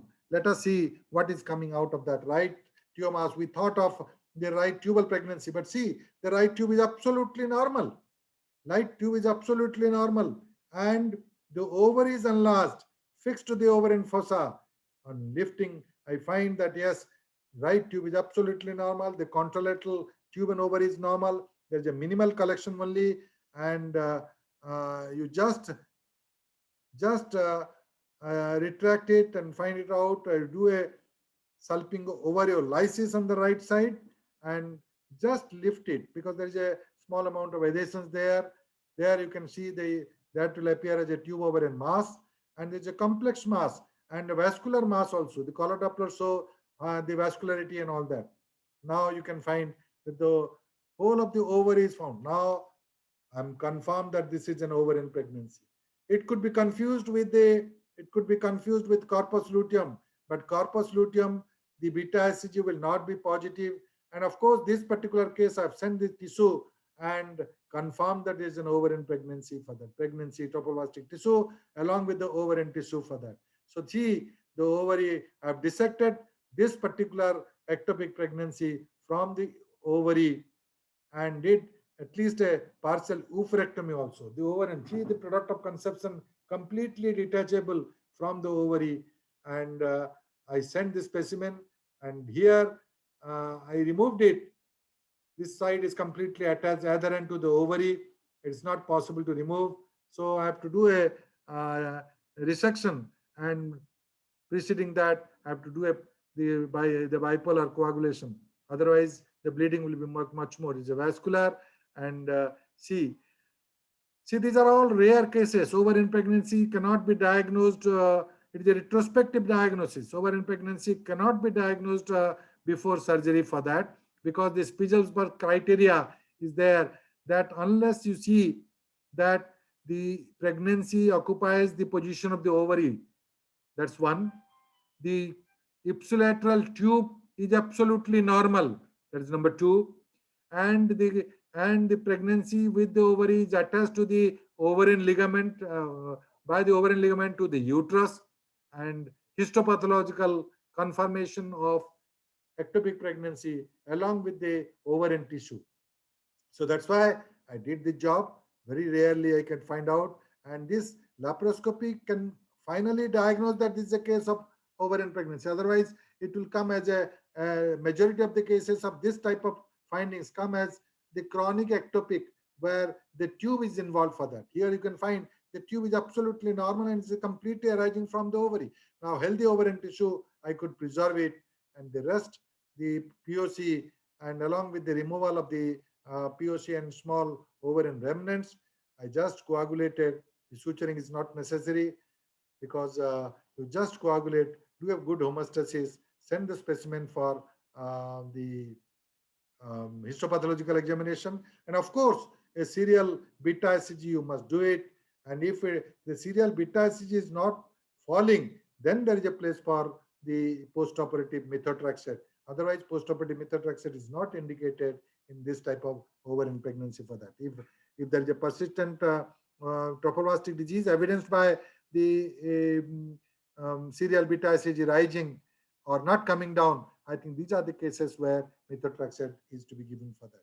So this is a very, again, a rare case which I find it in one. So the message, yeah, these are the findings. Right ovary enlarged with the fleshy mass on surface of the ovary, resection of the fleshy mass from the ovary done, healthy ovarian tissue preserved, fulguration of the ooging done, tissue removed and sent for HP study. This is mandatory for that. And HP confirmed ovarian pregnancy, and of course the intraoperative finding also confirmed ovarian, satisfying the Spiegelberg criteria, age-old criteria for that. So ovarian pregnancy very rare, criteria to be fulfilling for the diagnosis: ipsilateral tube normal, mass incorporated to the ovary attached to uterus by ovarian ligament, HP incorporation of ovarian tissue with the POC, partial oophorectomy or oophorectomy. If it would have been the pregnancy is not warranted, future fertility is not warranted, patient is elderly, I would have done a oophorectomy, complete oophorectomy.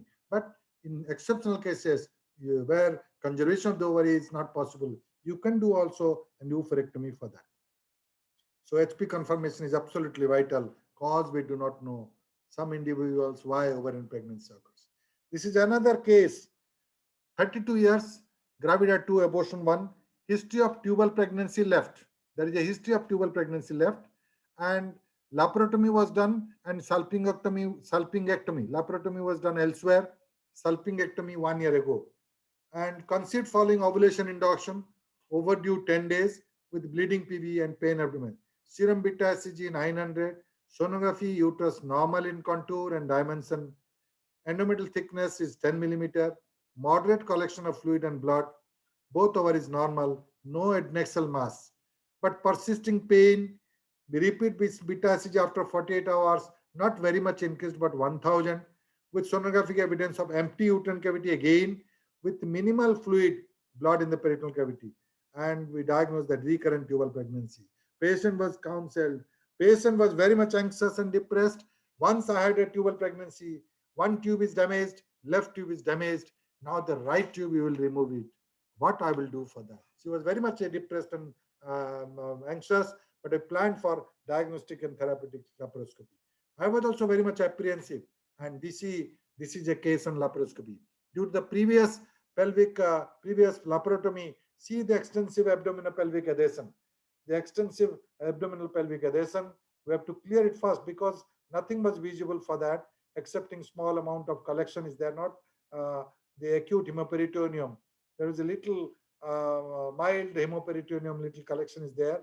And again, with the sear, I'm just dissecting and separating the momentum. There is an extensive adhesion because of the previous laparotomy.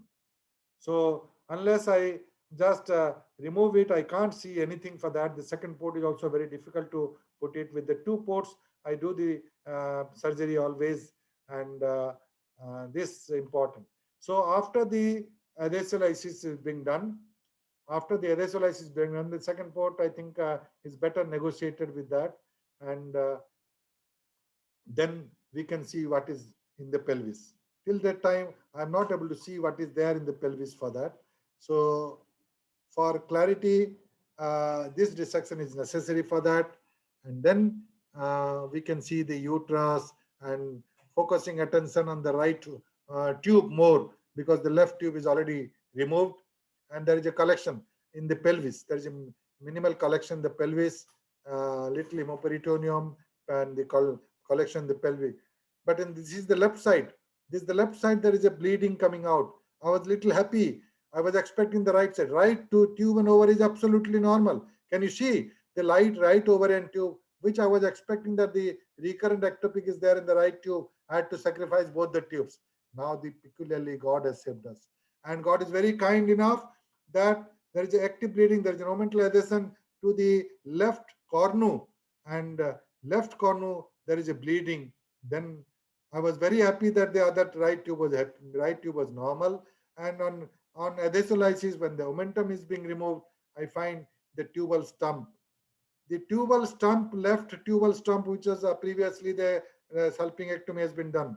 The tubal stump, there is an ectopic pregnancy, because the beta HCG is also corroborative with that. With this laparoscopy finding, I could find the product of conception here, and this is a stump ectopic, which is very rare but seen.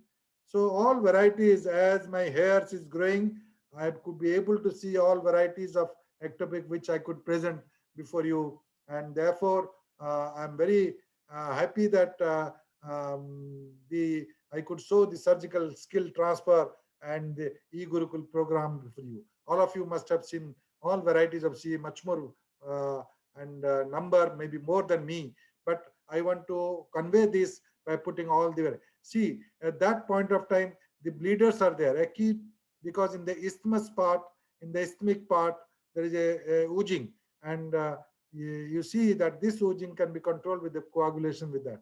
So this is an oozing from the isthmus, but fortunately this is a stump ectopic pregnancy, but just with the simple bipolar the bleeding is arrested for that, and that completes the procedure of the surgery, and patient has an uneventful recovery, and he was very happy. The tissue which I obtained, I sent it for histopathological examination. It came out to be trophoblastic tissues. It came out to be compatible with the pregnancy stump ectopic.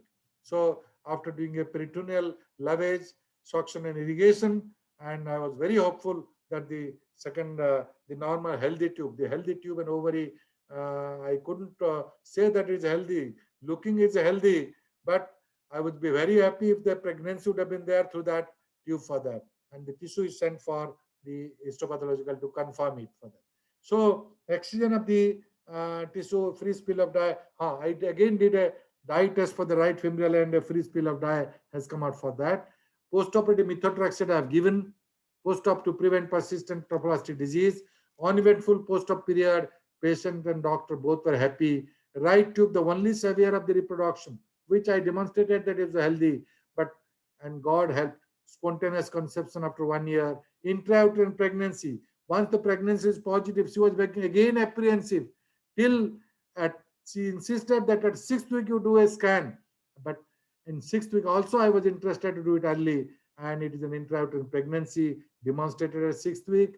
Then antenatal checkup continuing, and preterm vaginal delivery at 35th week, premature rupture of membrane, and the healthy baby could be delivered for that. So the message: stump ectopic, a rare occasion.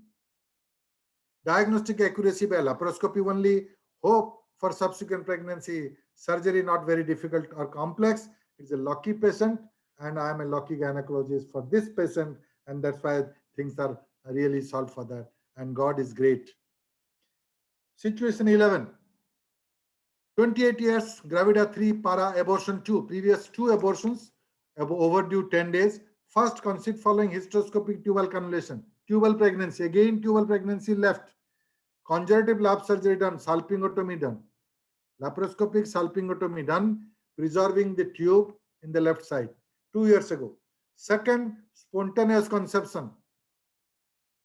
presented with acute abdomen, massive hemaperitoneum, lap sulping segmental resection of left tube done 1 year ago. And the same tube where I did this salpingotomy, that is there. Third is spontaneous conception, overdue 10 days, pain in right iliac fossa, right side, UPT positive, serum beta CG 800. Sonography, it was normal in contour dimension, right hematosalpinx, minimal fluid in the pelvic cavity. Again, patient become very much depressed. The third time I find this, and this is a case where the right tube is edematous. You can see the right tube is edematous, small hematosalpinx, and it's a the dilated right corpus luteum can be seen very well, and the left side, the tube and ovary. I think you can see that the tube there is a previous surgery and salpingectomy, the segmental dissection of the tube. Then the distal tube, can you see this distal tube? Initially, I did this salpingotomy. Then the second time, just for psychological satisfaction, I did the segmental dissection, keeping the fimbrial end and the distal tube. But I was not expecting that this tube could be functioning for that. And this is a previous surgical methodology. And here I find that the right tube was distended, and I didn't have any option of doing that. Just to see that what is inside, I did a salpingotomy and find out what is there to confirm that this part of the tube is there. So I gave an incision in the antemesenteric border, and just went what is there, just to find out what is there inside and confirm that there is a pregnancy, I think, tissue, uh, mm, and then I send it. So this I went and find out, and this is a linear incision using a cautery, and demonstrating that yes, there could be, unless I find out there is a hematosalpinx on that, there is no definite mass or something like that, but um, I just I could have done a simple salpingectomy and sent for a biopsy, but intraoperatively I wanted to explore what is there inside the tube, what is there inside the tube, whether it's a normal or something else, or PUL or something other diagnosis than that.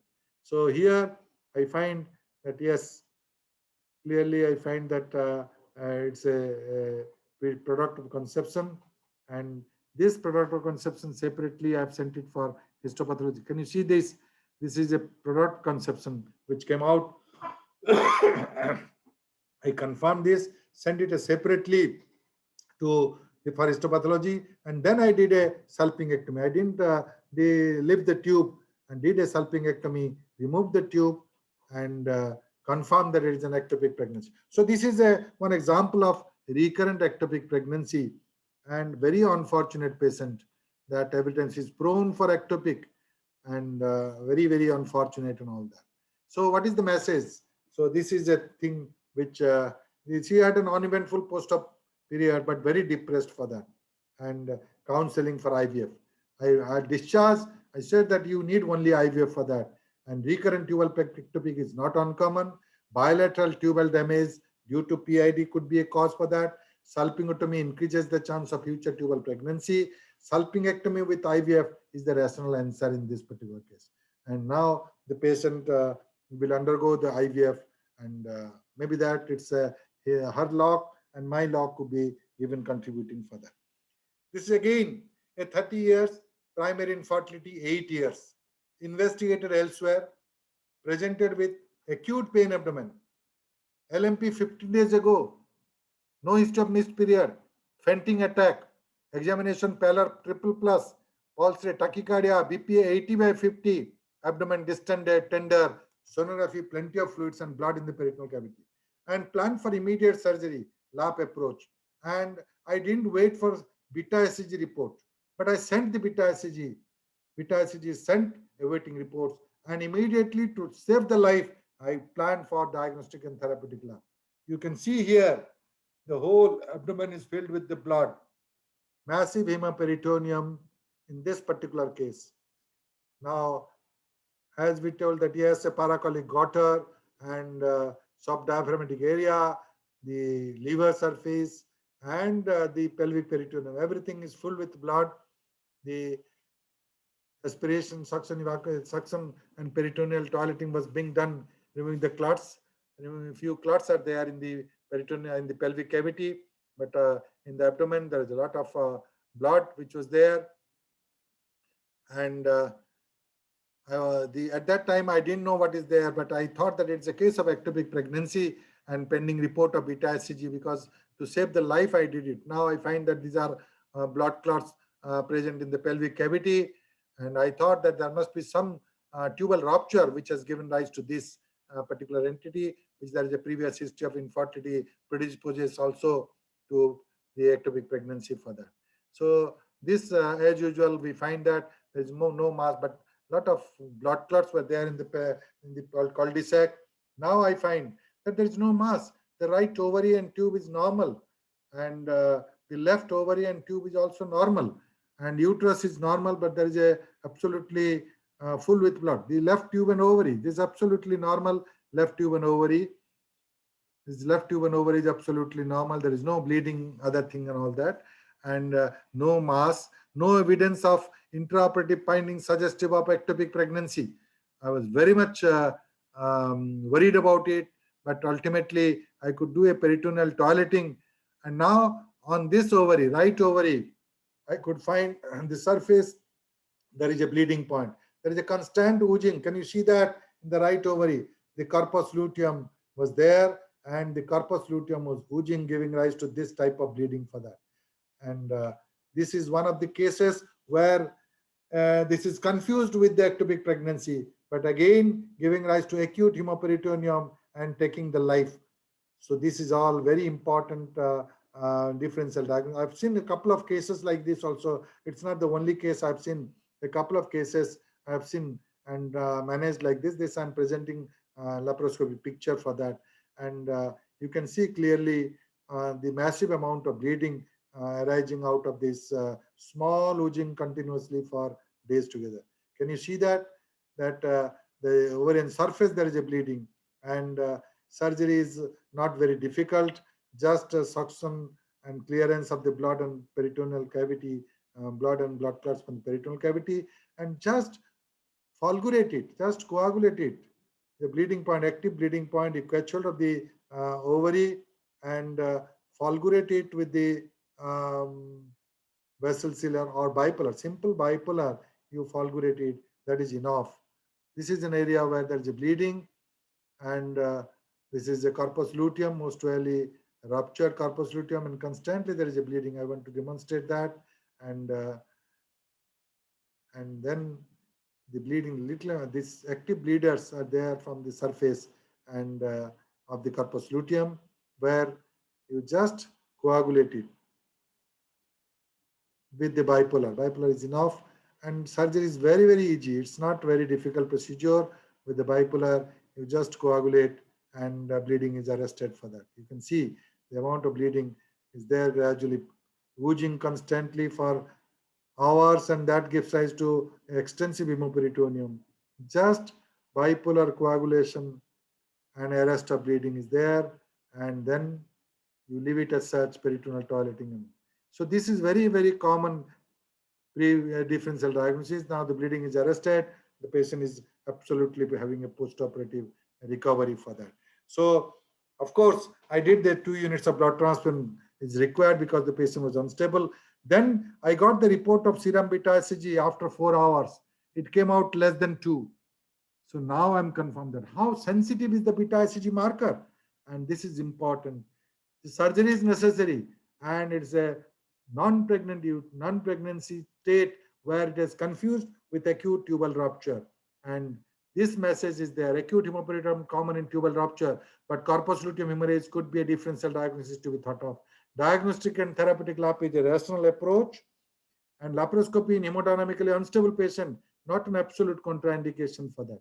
Suction irrigation of blood and blood clots from the peritoneal cavity, including subdiaphragmatic region, paracolic gutters, and coagulation of bleeding points from the surface of the ovary serve the purpose for that. And there is no contraindication for laparoscopy in this particular case. Now, this is a case 26 years, para 1, abortion 1, first spontaneous vaginal delivery, second suction evacuation for 6 weeks, pregnancy elsewhere 1 month ago, bleeding continued. And for that, evacuation done again 5 days ago elsewhere. 2 times evacuation has been done. After second evacuation, developed pain abdomen, not responded to conventional analgesics, hospitalized elsewhere, IV fluids, broad spectrum antibiotics, analgesics, but persisting pain was there and sonographic evidence of complex pelvic mass in POD and right adnexa. And that patient was referred to me with a diagnosis of pelvic hematoma, perforation of uterus with sepsis. On examination, I found moderate degree of pallor, tender lump, or abdomen palpable, and PV uterus form, restricted mobility, POD full tender, ill-defined tender lump in the right fornix, hemoglobin 7.5 gram, TLC 11,800, serum beta HCG is again 550. So she has underwent suction evacuation 1.5 months back, and initial, and again after 10 days, second evacuation has been done. But still, beta HCG is 550. Sonography, right adnex and POD, complex mass, uterus normal in confluent dimension. So my differential diagnosis here could be, apart from perforation out of suction, it could be a chronic ectopic. Perforation could be there, could not be there, but it's a chronic ectopic was in my mind for that. And I put a when I put a telescope, I find that there is an extensive adhesion of the pelvis with the omentum, and this was blood and blood clots in the right adnexal region, and I have to clear it. And these are old clots which is there appearing as a pelvic hematoma following the suction evacuation. And this is a case where now I find I could see the right tube distended, right tube distended, and everything was covered with the blood and blood clots, and clearance becomes very, very difficult. The uterus was adherent, there was a frozen pelvis, nothing was visualized. But these type of adhesions could be very easily tackled and separated. Now you could find the TO mass, right TO mass, and the right tube was swollen and edematous, and again a good dissection is necessary. The uterus was also adherent anteriorly. The left ovarian tube, this is the left ovarian tube which was being released, and it was normal. It was by the it was just adherent lightly with the ovarian fossa on the left side, but right ovarian tube mass you could find them. And tube is more distended, and the tubal pregnancy could be very, very seen on the ampullary part. You can see the tubes and the tubal ampullary pregnancy for that. And now I find that the ovary is normal. It's not a tube mass. I could separate the ovary from the tube, and then did a salpingectomy. Right salpingectomy, I did it. I kept the ovary intact, and this is a chronic ectopic for months, confused with the. And this is a case where I always say that when you do a suction evacuation for termination of the pregnancy, you see, you always see whether the product is coming through the plastic cannula or not. And plastic cannula is much better than metal cannula nowadays. I think everybody applies the Carmen's cannula, and you must see if there is no product from the in the cannula. I think you are wrong in not going to the proper uterine cavity, or you are seeing another ectopic pregnancy. So these are the cases you must be very vigilant and all that. And good amount of dissection and clearance, and POD is well formed now. Everything now you can find out that the dissection is absolutely clear. We could see what is there because absolutely everything was pasted, and I didn't find any uterine rent. So the uterine rent was not found. It is a chronic ectopic, and a persistent period for 1.5 months has given rise to this type of adhesion and all that, and pain and all that. So this is the tissue is sent for histopathology, confirmed tubal gestation for that. And the message: such cases are not uncommon. Suspicion of ectopic during evacuation should be there, as I have already told. Think of ectopic prior to second evacuation. If it's a persistent bleeding, second, third evacuation, I've seen number of cases. Think of ectopic. Serum beta HCG, do a serum beta HCG. It is sensitive even 3 months after the initial pregnancy. In a chronic ectopic, it is so sensitive. It may be low, but if it's positive, you think of ectopic and treat accordingly for that. Meticulous surgical skill is essential to prevent complications. Now, situation 14. 25 years bleeding PV and pain abdomen since LMP for last 10 days. There was no history of missed period, not responding to tonexamic and progesterone. It's the bleeding for the last 10 days. Since last menstrual period, she was bleeding. Sonography evidence of small adnexal mass with moderate hemoperitoneum, uterus normal in contour and dimension, empty sac, but beta HCG is 1500. And therefore, it is a very, very strong biochemical marker, then a plan for diagnostic and therapeutic lab. Here, when I put it, the long back, it's an old video about 15 years back. That time HD camera was not available with the normal camera. See, that's why the quality of the video is inferior to the previous quality. And here we can find that the hemoperitoneum is not very gross. There is a minimal fluid inside, a small amount of blood collection inside, and you do suggest the uterine manipulator is being done, and you can see the uterine manipulator has been given, and you can find the uterus to be normal, little enlarged for that, and then see the adnexa. There is a small amount of bleeding. We are giving the 2 ports, and the 2 ports with the 5 mm telescope. We are using in all cases. We are not using the 10 mm also. For retrieval, we can use the 10 mm. That's all right. And uh, here you can see the tube and ovary. What is the finding for that?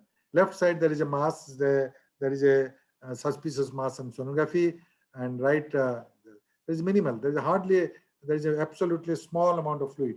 But here you find the left tube like a hematosalpinx. Left over is normal. There is no much of adhesions in there, and the left tube, the whole of the ampulla is dilated, and you can see the clearly the picture typical of ampullary pregnancy and a tubal mole. This is the tube is not ruptured. There is no adhesion. The other side left, the right side tube and ovary is normal. So here, this particular case is a tubal mole classically, and this is particularly I've decided this particular case as a conservative methods of doing a salpingotomy, linear salpingotomy. I've decided and started the procedure of linear salpingotomy. See how this linear salpingotomy is being done.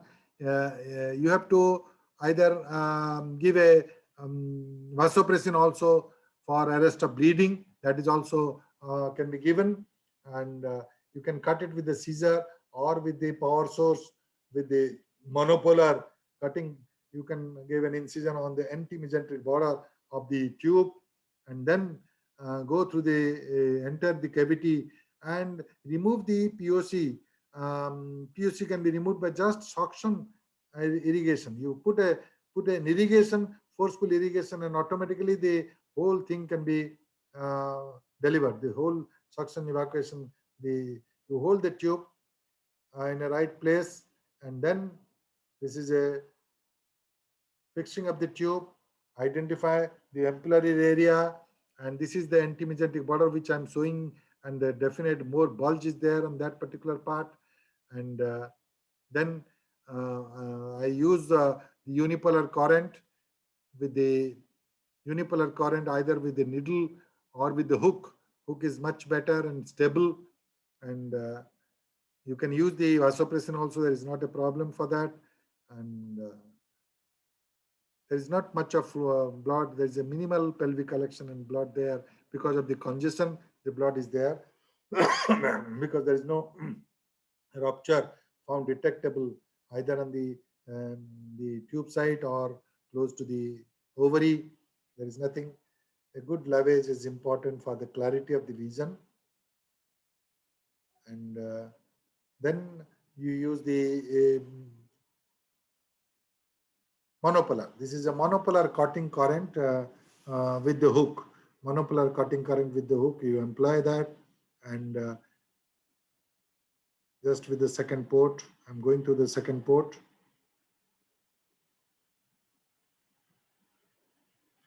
This is the hook.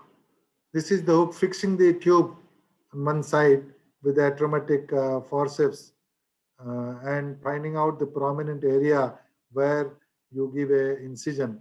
This is the prominent area which I have demonstrated, antimesenteric border, and you give an incision here with the hook, and not much of not large.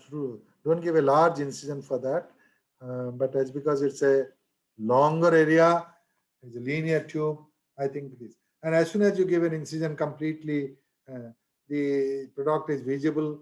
Now you use the suction irrigation. It's much better that you push the suction irrigation can automatically the whole POC can be expelled out for that.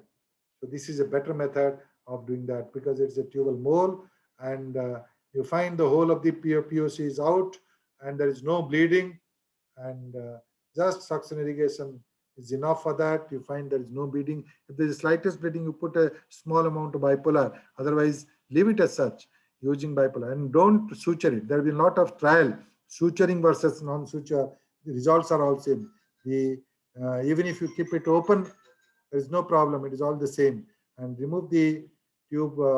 Just you find out find out and whether there is any remnants of the tissue is there or not. Don't do a fimbrial milking.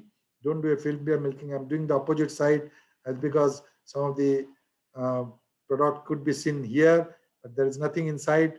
Now I say that it is a complete for that, and checking it with the uh, checking it with my dissector. Yes, some of the products, I think everything is done and removed with the suction evacuation. And remove that, do a good lavage, and remove this tissue. Leave it as such. I don't use advice for a stitching for that. And just with that, you remove the tissue, sent for HP study, and the post-operative period was very is uneventful. Histopathology confirmed tubal gestation, and the message here is tubal pregnancy could be without any history of missed period. That's one.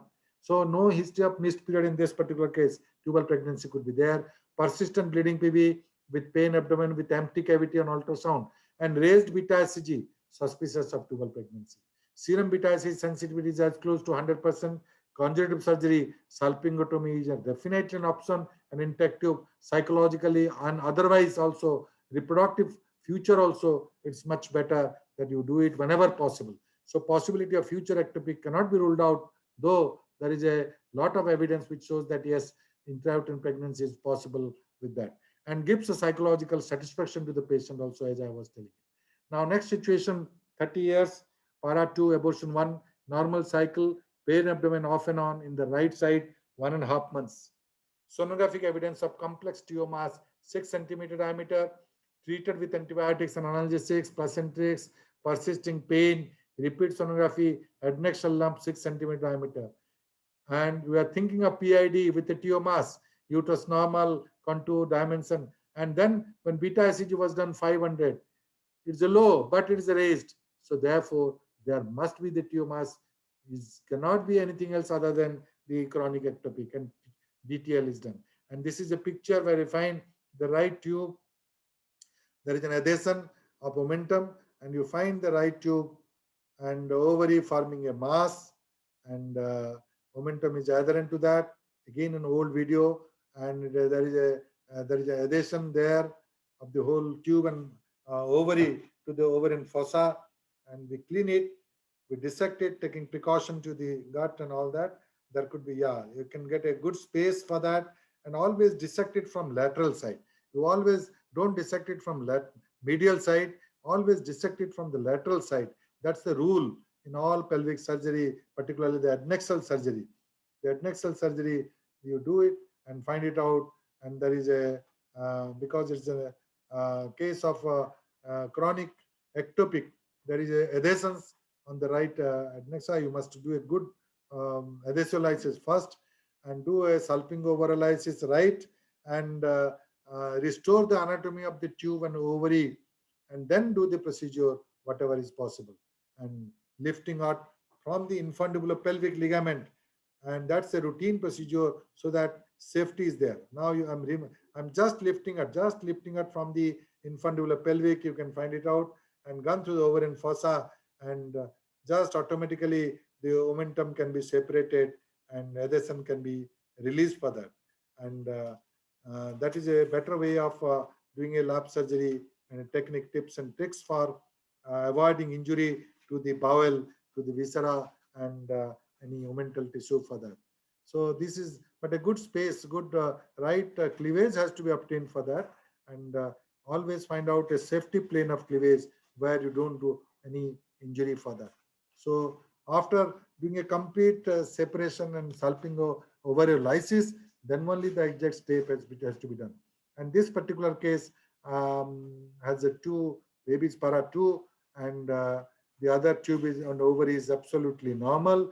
This side patient has having a TO mass, and therefore we decided this particular case the treatment I did not only removal of the tube, but as because the tube and ovary is incorporated and forming a mass, the salpingo oophorectomy is being planned for that. So depending on the cases, you do the procedure, whether a salpingotomy or a salpingectomy or salpingo oophorectomy also. So this particular case I planned for salpingo oophorectomy, and that salpingo oophorectomy procedure post-operative period will be very, very uneventful and relieved of symptom later on. If I keep the ovary also, in this particular case, the fertility is not required, but the persistence of pain will be there, and persistent pain on that particular side will be there, and therefore I decided for the unilateral salpingo oophorectomy. And this is important that you go do a good lavage, dissection in the right plane of cleavage, and then start the procedure of removal of the tube and ovary. So before that, don't attempt for that, but it requires a little patience and time, and you can do the job easily, provided the vision is good and you can have a good technical, I mean, the gadgets available for laparoscopy for that. So these are the cases that the momentum along with the gut is adherent. Be very cautious about that. Otherwise, there could be injury on the gut for that. So if always a preventive surgery is much better than doing a complication, and then see how the separation of the momentum and bowel is done. Then it becomes very clear the whole forming a mass, and I plan for then I plan for the ovary. The ovary is not visualized. The whole ovarian tube are incorporated in the mass, forming a mass, and that's why the right decision is a right salpingo oophorectomy. And it's much easier. The procedure, technical procedure of salpingectomy, salpingo-oophorectomy is not very difficult procedure. The same can be done with ectopic, with hydrosalpinx, with the tiomas, with any form and all that. The procedure is all same. But remember, a good salpingo-ovariolysis is necessary, and then only start the procedure, taking care of the precaution of the not injuring the blood bowel anywhere in that, because the bowel is also adherent and all that. So you remove first from the ovarian surface, from the ovarian bed, and the pelvic peritoneum. Then many times it is adherent to the ear also. It is adherent to the posterior surface of the uterus as well as the POD. And go laterally. Always go laterally. Here also you go laterally and then remove this the tissue and salpingo-oophorectomy. And send, of course, all the cases as I have already told. Send the patient for the specimen for the histopathological examination. And this is not a very difficult procedure, and anything with the cotter, with the mechanical cotter, or with the shear, or with this bipolar equipment and scissor, you can do a good job for that. But you go a little, you cut, coagulate more and cut little. That is the principle of the laparoscopic surgery in that. So now I find that the whole of this and only left behind is a small portion that is possible. Again, coagulate more and cut little, and then do the procedure up till the time it comes to the isthmic region, and then the things will be all right. The whole area will be clean, and patient would have a really a least post-operative discomfort or a post-operative problem for that.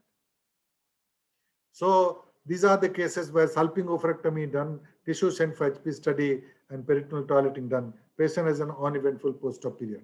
So the message here is TO mass during reproductive period is not uncommon. Most often infective etiology resolving with conservative management. persisting pain and mass with minimally raised beta HCG. If it is less than 0.2, is less than 2 non-pregnant level, then it's all right. If it is more, even if it is less, strong suspicion of chronic ectopic. Laparoscopy is the gold standard. For this, for diagnosis and therapy, unilateral adnexectomy in contralateral healthy tube and ovary relieves the morbidity. That's very important for that. Now, this is another case, G2P1. First is spontaneous vaginal delivery. I'm reminding this case and reminding my professor, Professor U. Kananda. When I was a third year postgraduate, this was the case. Way back in 1982, this was a case in 1982. I'm reminding, unfortunately, I couldn't show the video or the photographs at that time particularly. So the case history is because I have one case which is a very memorable case and reminding of my professor. G2P1, first spontaneous vaginal delivery 6 years back, regular ANC in pre-sonographic era, having abdominal, there was no sonography, clinical diagnosis enough, and having abdominal discomfort off and on in early third trimester. She was under antenatal checkup. In 29 weeks, she complained of abdominal discomfort. It was found an oblique lie. FHS is good. Presented again at 33rd week after 4 weeks with acute pain abdomen. So after 4 weeks at 33rd week, she presented with acute pain abdomen. On examination, uterus was 32 weeks, oblique lie, and tender, and superficial fetal parts, but fetal heart is there. So that's important, and that's very important. So our clinical diagnosis was early silent rupture uterus. Early silent rupture uterus. Could it be there? There is no other gadgets. Could that seeing that superficial pelvic superficial parts, fetal parts with oblique lie, but absent but present fetal heart sound is detected. So early silent rupture fetal heart could be detected.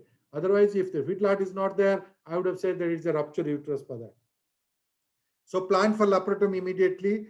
32 weeks live female fetus with intact membranes and omental adhesion all around was found. Peculiarly, I was really, the picture is dancing in my eyes till date also. And placenta was completely adherent to the omentum. The placenta got supply, vascular supply from the omentum. Live fetus is extracted. Placenta with membranes and cord removed along with omental tissue. We have to remove, and fortunately this was completely with omentum, not with the intestine or any vital structure. So omentectomy was done and maintaining hemostasis. No cautery was there at that time, only tying and all that, suture, and part of membranes was there adherent to the gut. So it is left behind uterus, but we could remove whole of the placenta. My professor did it and he could remove it. Uterus was bulky, no rent was found. So my professor was very much also keen to find out and explain that this is a very rare case, and uterus, you should find out the rent and previous, what is the appearance of the uterus, what is the appearance of the tube. Uterus, no rent was found. Both tubes and ovaries was healthy.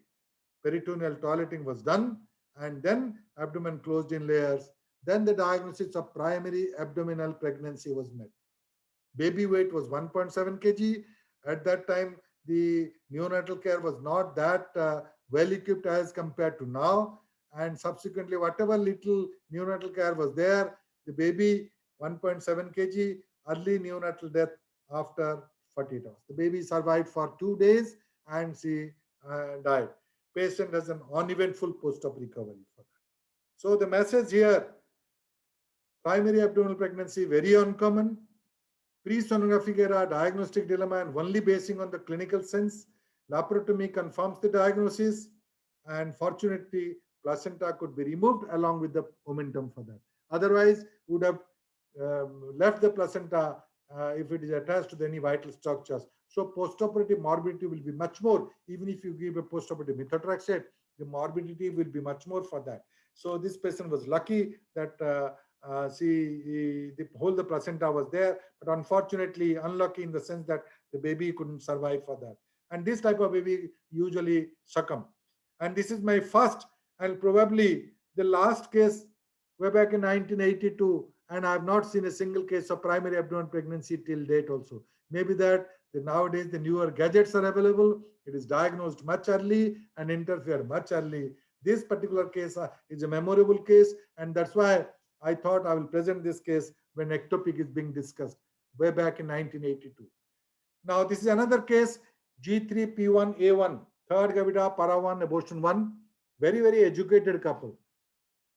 Very educated couple, an elite couple, spontaneous vaginal delivery 6 years, medical abortion 1 year ago, presented with mild bleeding PV for 10 days following 2.5 months amenorrhea. And they came with a report of sonographic evidence of cervical pregnancy, barrel sept, cervical canal with gestational sac and fetal node of 10.4 weeks with absent cardiac activity. Placental tissue was attached to the entry wall of the cervix with positive color flow. Now, cervical pregnancy, they have consulted internet and everything and all that, and consulted 3 physicians because they are very elite people. Consulted 3 physicians through telemedicine, and this is a case during the corona time. This is the corona time. There are hardly the patients who are being examined, refused on WhatsApp, on telemedicine. They consulted the 3 physicians, including the Google doctor also. So they were very much apprehensive and anxious. Cervical pregnancy, whoever I think listens, they become very much anxious for that, and anxious, and from the net they could see that there could be a terrible torrential bleeding, and they arranged 3 blood donors in view of emergencies before coming to me. And then when they presented to me, I was also nervous for that. I was very much terribly nervous that cervical pregnancy and all that. On examination for abdomen, NAD, for speculum, when I put a speculum, I don't believe in this internet and in the telemedicine and advice for that. I always tell either I will see or don't see. And I examined the patient. And I told that you come and examine it. I am not, by the reports, I'm not going to interfere anything for that. When I put a speculum, for speculum examination, I find the external os was open, membrane and fleshy mass bulging out of the external os, and there was a little bleeding, not much. And there is a irresistible desire of mine when I find the fleshy mass bulging out of the external os. I with the sponge holding forceps, I just removed it with a single attempt. Everything came out, and everything came out, no bleeding, kept under observation for 24 hours, and sonography was done after 24 hours. It's absolutely normal, and discharge uneventful. Now, what is the message? I was so happy. There is a diagnostic pitfalls in cervical pregnancy. My apprehension vanished within minutes. Diagnostic pitfalls in cervical pregnancy. So, retrospectively, I find that it is not a case of cervical pregnancy. Maybe it is an intrauterine pregnancy in the process of abortion, and it has come to the cervical canal and stayed there for few days and all that. And this is what frequently happens on that. So diagnostic pitfalls in cervical pregnancy. Tech versus touch. Don't rely only on tech and telemedicine. I think always doesn't. And therefore, you combine and blend the technology along with your touch, and that is a relevance for that. Apprehension and anxiety of mind as well as for the patient. A lot of apprehension and anxiety for both doctors and patient, and disappeared within minutes for that. Because we know that cervical pregnancy, there are a lot of reports of torrential bleeding, management of all these with the tamponades and all that are possible. So this is a very interesting case, and this is not a case of cervical pregnancy, but undue credit has been given to me, the gynecologist. I took an undue credit for that, but just to show that it is not a cervical, it is a differential diagnosis, I presented this case to you. So cervical pregnancy, the diagnostic, what are the diagnostic criteria? Absence of an intrauterine pregnancy, gestational sac or placental tissue within the cervix below the internal os or uterine arteries, dilated and barrel shaped cervix, hourglass appearance, absence of sliding sign, and color Doppler findings. And the risk is uncontrolled hemorrhage for that. And the treatment modality, what is the treatment modality? Lot of literatures are there. Many cases have been reported for that.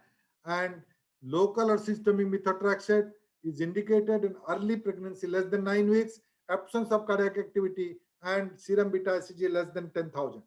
And surgical is is warranted, but pre-op methotrexate, urinary embolization, and that helps in reducing the blood. And if there is after evacuation, if there is a blood bleeding, post-op tamponade by giving a Foley's catheter. That has been reported, and many people have given reports for that. Some people report for cervical encerclase for that, and um, this is one case which is not a cervical pregnancy. I've got a couple of cases where also the same case without, in some cases I didn't know that it's a cervical pregnancy. While evacuation there is a bleeding and it's uncontrolled bleeding, and I thought retrospectively it could be cervical pregnancy in that case. So many of the gynecologists prior to the sonography era and prior to the knowledge of cervical pregnancy must have faced many of the cases while doing a medical, I mean surgical termination of pregnancy. Some of you must have experienced that after suction evacuation, everything is there, everything is removed, but still there is a bleeding and all that. So in that particular case, that could be probably a cervical pregnancy.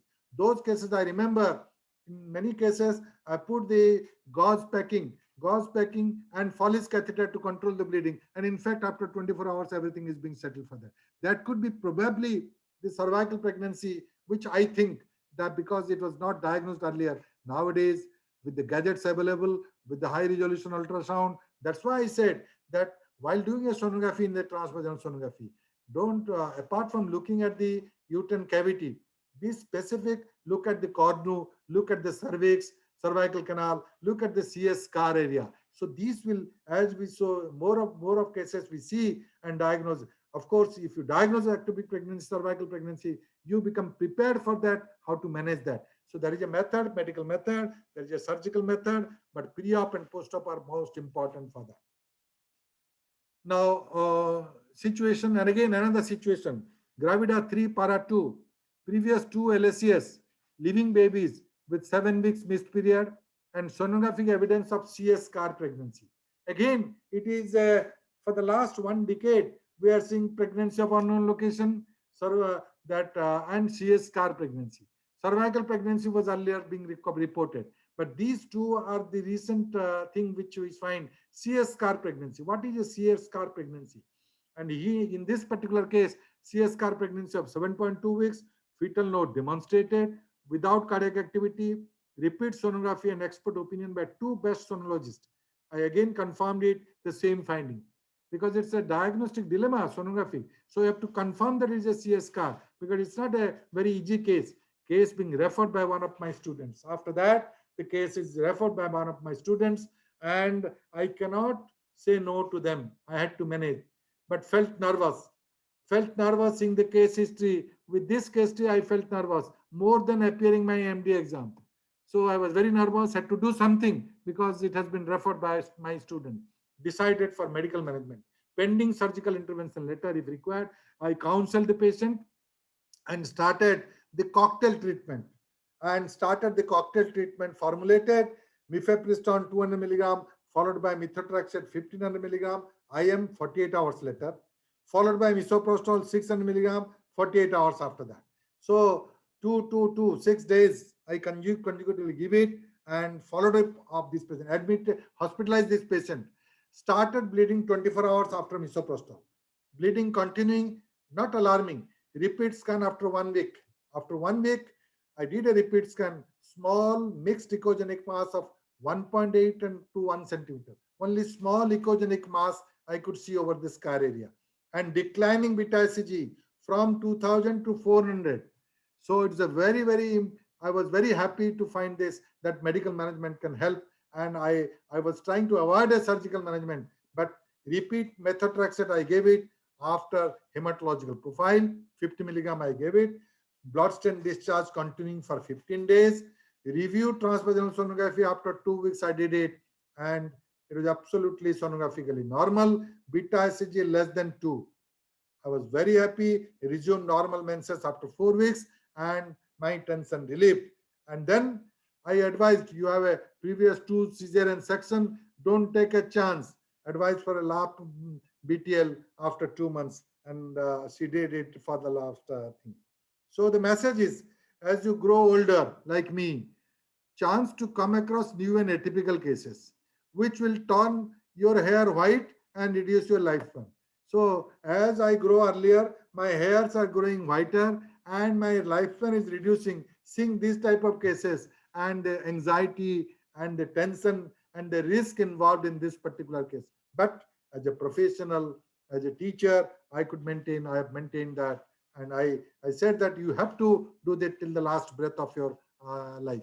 So few case reports and, and different modalities of treatment are there. No standardized treatment is not there in the CS scar report. Time will come when rational treatment will be revealed in due course. There are a lot of people suggesting different types of modalities of treatment. And beyond science is something which we do not know. And seizure and scar pregnancy, what is that? Let me analyze the reports and the literatures and all that and the views of the different things. Increased rate of seizure and sex and increased incidence. Now the next generation will find more increased incidence. So diagnostic pitfalls are low-lying placental implantation, cervical ectopic pregnancy, and spontaneous abortions in progress. And what is the cause of the seizure and scar pregnancy? Now, you imagine normally the placental implantation is in the low line, which can give rise to a morbid adhesion. We have seen number of cases for that, including infiltration to the bladder. And from the mid pregnancy, early pregnancy to mid pregnancy to later on also in the late pregnancy during cesarean, we have found this. And here the implantation of the placenta occurs in this cesarean section scar. This is not a cesarean scar pregnancy. So cesarean scar pregnancy is pregnancy in the scar itself. The whole pregnancy's contents will be inside the scar, and this is only in defective scar. This is not in normal scar, it doesn't happen. It's only when the scar is defective, when there is a goiter, and that is the case where it is done. And now there are some literature who say explainable to a single layer closure. Single layer closure is one of the important cause of cesarean scar, future cesarean scar pregnancy. Second important is the thickness of the myometrium. If a thicker the myometrium during suture, you do not have a good two-layer or three-layer suture, then the defect in the scar integrity will be there. And in one area, when there is a goiter and when there is a gap in scar area, the incidence of scar pregnancy is much more for that. So differentiate from implantation, low-lying placenta from cesarean scar pregnancy. That's very important, which I want to convey that. And what are the sonography criteria? Empty uterus and cervical canal, gestational sac or placental tissue in the anterior wall of uterine isthmus. I remember one of the cases came with a radiologist came with a report just 6 months back, the report of cesarean scar pregnancy. And when I saw the report and the picture also, when I saw the picture and report, with that immediately I said that it cannot be a cesarean scar pregnancy. Then the radiologist is a student of mine and is a very prominent radiologist doing ultrasound, very good and dependable radiologist. Then he talked to me, sir, it is 100% cesarean scar pregnancy. I told that it is 200% not cesarean scar pregnancy. Sir, how could you say that? I have done the ultrasound, you have not done the ultrasound. I told, you are an idiot. You may be knowledgeable, but see, you have mentioned that the placenta is implanted on the posterior surface. Cesarean scar doesn't occur in the posterior surface. So anteriorly there is a cesarean scar. If the placenta is implanted on the posterior surface, implantation low lying, it is a low lying placenta, but implanted on the posterior surface. Simply with that finding, I exclude cesarean scar. He felt ashamed, sir, it is a common sense which I lacked and reported. Henceforward, I will not report with that. And so cesarean scar pregnancy is a very, very tricky and very complicated as far as management is concerned. So gestational sac in placental tissue in the anterior wall of the uterine isthmus, discontinuity in the anterior wall, absent or diminished myometrium between gestational sac, placental tissue, and the bladder. The space is less of myometrium is there.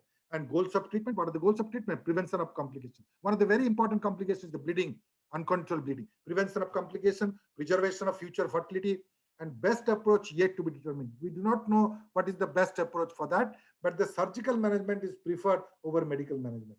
surgical management is preferred over medical management. Luckily, I did the medical management, a cocktail management in my case, in that particular case.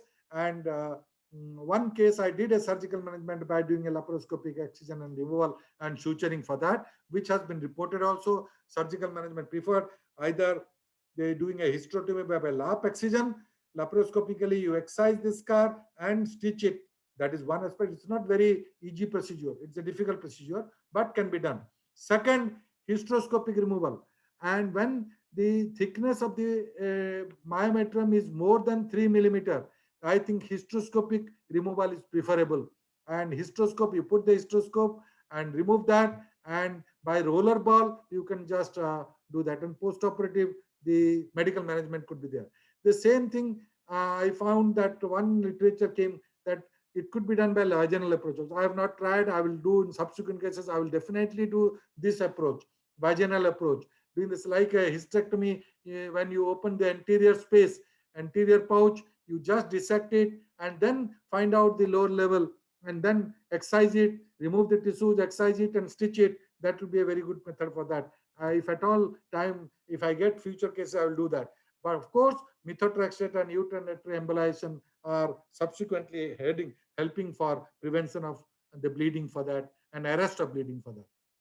So this is the last case which I compliment my friend Professor S.K. Giri. This is a courtesy by Professor S.K. Giri. And yesterday, when both of us were operating in a case, then I told that tomorrow, he told that I have a very interesting case. I forgot. And this case I have recorded, but I didn't find whether I could find it out. I told that at any cost you give it, and I will share your experience, and we will communicate to my viewers for that. And at 2 a.m. he saw the old film and all that. It's not able to transfer, but fortunately I could get it in the morning, and that's why luckily I would present it. My friends courtesy.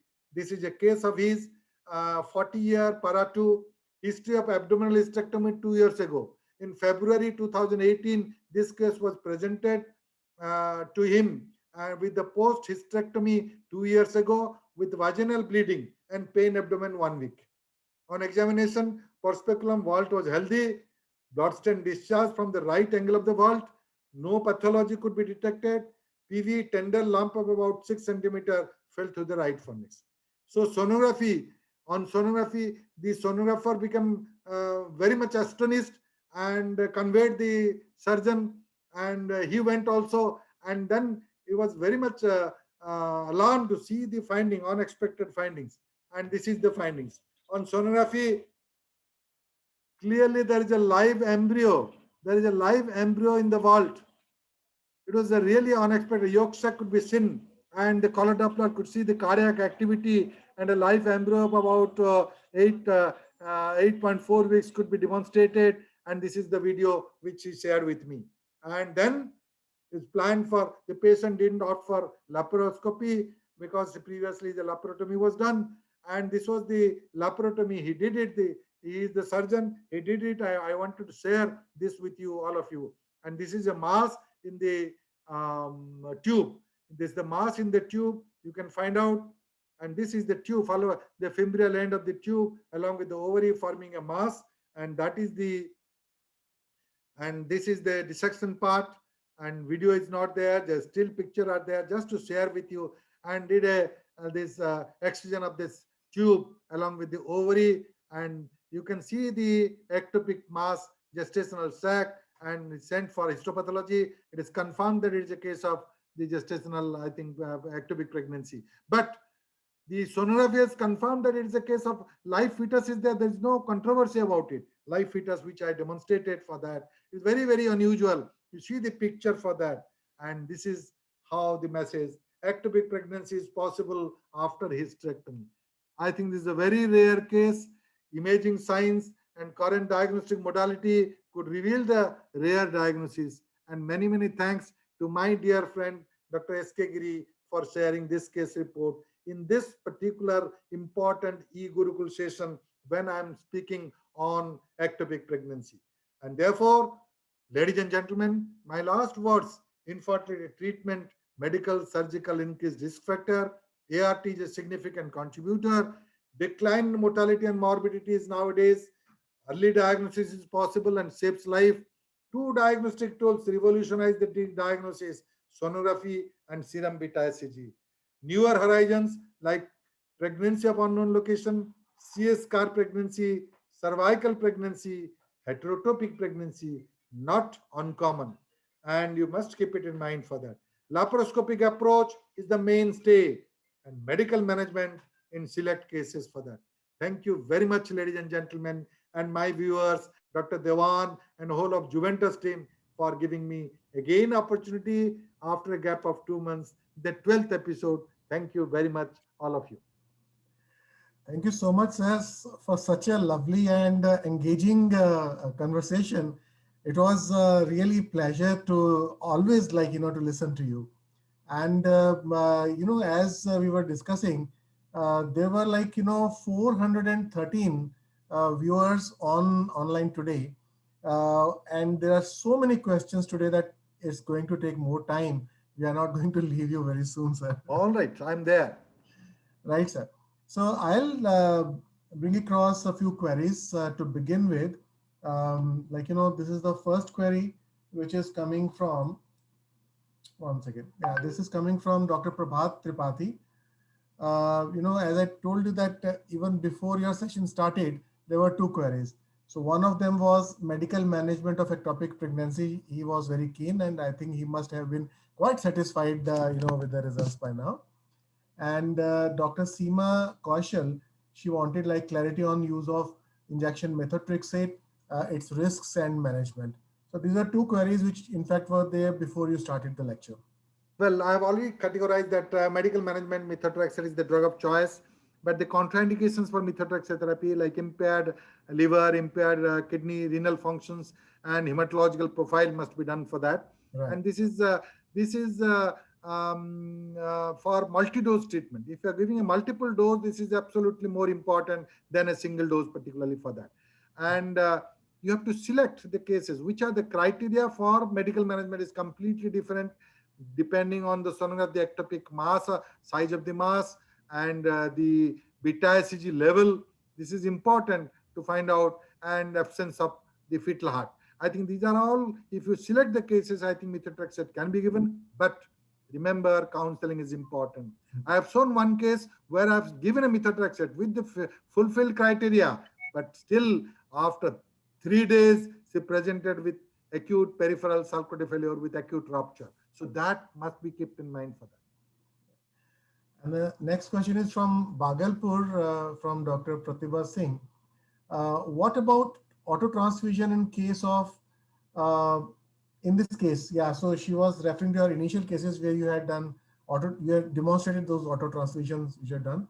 So she's also keen in knowing that, can all this be done in usual routine cases? Long back, we started this procedure when we were doing a laparotomy also. When laparoscopy was not very common. In my hospital also, we did a couple of cases of the auto transfusion. See, separately, a separate team has to be there for that. And remember, the blood in the peritoneal cavity in ectopic pregnancy are mixed with blood clot and blood. So in that particular case, initially, we used to filter it and clots separately, and then putting it on that. Then the method came when the idea came that if we can, there is a filter in the transfusion bottle, and in the transfusion bottle with the other end, if with the 50 cc or 100 cc syringe, we can put it through the transfusion bottle, the filter separates it and we can put it for that. So a separate team has to be there, and we bring the bottle from the Red Cross blood bank with the reagent, with the anticoagulant is there, and then prepare that. It will take a little time, but it saves it less time than bringing blood from the blood bank for that. And depending on the amount of blood deposited, we can get, I have the maximum, I get 1 unit minimum and 4 units maximum in my life. And I've shown that about 13 cases I did it. And remember, when we switched over to laparoscopy, it is much better that in laparoscopy you get easier and rapidly you can just do a procedure. you put the suction irrigation cannula, and with the 100 ml syringe, you draw it and locate it at a particular place where the clots are not there. That's a very important thing. Correct. More of the clots, less of the blood means you get less amount of blood. But it is a good technique for that. If better supportive than supportive to the blood arrangement, particularly from the blood bank, because the major advantage is a 100% cross match. And And Pratibha, definitely, sir. I Sorry. have still remembered you presenting one case with auto transfusion. I Yes. remember one of the conference in Bihar Jharkhand Society True. BSOG conference. You presented one. I still remember, and I have also supported that, and my experience also with that. So that was erythropoietin. Actually, we had launched, and it is still there with us. Yeah, we are promoting it. Sir, but especially I think this is very useful when it is a rare blood group and the patient cannot arrange for other Particularly donors. if it is a negative Negative. blood group. I think is the first priority for Yes, that. definitely. AB blood group, AB negative blood group. That's important. Correct, sir. Then, sir, the next query is from Kolkata from Dr. TK Guchet, saying that if one fallopian tube lose because of ectopic pregnancy, what are the chances of pregnancy in future? Pardon. Again. If one of the fallopian tube is lost, so what are the lost because of ectopic pregnancy? So what are the chances of pregnancy in future? I think it's a very difficult question to be answered, because I cannot. I'm not an astrologer or a Baba Mama to predict that this is there. Neither having a mathematical model that this much percentage and all that. But there is a fair chance, and report says that about 50% of the cases we see the interrupted pregnancy could be there when, if they provided the other tube is absolutely normal. Okay, there is another query from Dr. Dinesh Bhatta from Karnataka, Bangalore. He's saying that, sir, in case two, you had shown that in the series that case two, was there peritoneal pneumonia or I don't know, pneumo, she has written, I don't know, Peritoneal. pneumo, Oh, peritoneal pneumo. yeah. The case two was a rupture following medical management. We have done a medical management, but there is an acute rupture, and you mean to say that whether pneumoperitoneum can be done or not? Yes, Yes, sir. that's a very important question, because the whole of the abdomen is tense, tender, and all that, and all full fluid, all the fluids are there for that. There is a little difficulty in creating pneumoperitoneum in a case where it's a totally bulging for that, and the intestines are there for that. So, but you cannot have full 3 liters of gas inside, and even if you get a 1.5 liters with that also, you can do anymore. You can do the puncture for that. And believe me, in those particular cases, it's better to have the port, safety port. I think the safety port is much better in that particular case, so that the chances of injury to the bowel is not there. Right. Um, Another question which is coming, I think, which you have explained several times by now. Dr. Manse from Bhubaneswar, she's asking, like, how you perform the auto transfusion. Yeah, and that's what I tell. That separate team is there. It's not a routine procedure of, as you said, in rare instances where the patient is not able to bring blood, or the rare blood group and all that, we are doing that. And therefore, I have only 13 cases in total for that. So in laparoscopy, I have already told that yes, select the area where the blood is there, the clots, avoid the area where the clots are not there. And with the syringe, in a 100 ml syringe in the blood, you connect it, and obtain from the blood bank, Red Cross blood bank. We bring the anticoagulant bottle along with that, and there is a in the transfusion. I think the transfusion cannula, the connecting thing. There is a separate. Unlike the infusion set and the transfusion set are completely different. Transfusion set, there is a filter, and through that filter you just collect it, and use another filter, another transfusion set for the giving a transfusion. That is all required for that. Okay, sir. When you explained about the tuberculosis case, now Dr. Poonam Gupta from Delhi is asking, in India, is it more prudent to send a portion of tube for gene expert for Mycobacterium tuberculosis? Well, tuberculosis may be a cause of pelvic inflammatory disease and infertility, as well as ectopic could be there also. But if there is a suspicion, you can find out, you can do this, send it for a specimen. Otherwise, routinely, it's not necessary for that. Okay. So what are the measures one has to do? Because I have seen why I am asking, because I have seen, I have a strong debate with another great person where he told that any ectopic postoperative I give a therapeutic trial of anti-tuberculosis treatment for 3 months. I contradict that. I am not in that opinion of giving empirically anti-tubercular treatment for 3 months in all ectopic pregnancies, presuming that all ectopic is due to tuberculosis for that. So there's Dr. Nikhila Agate from Maharashtra. She's near Pune, Palegaon. She's asking, is milking of fallopian tubes advised so as to save the fallopian tubes? Well, earlier it was done.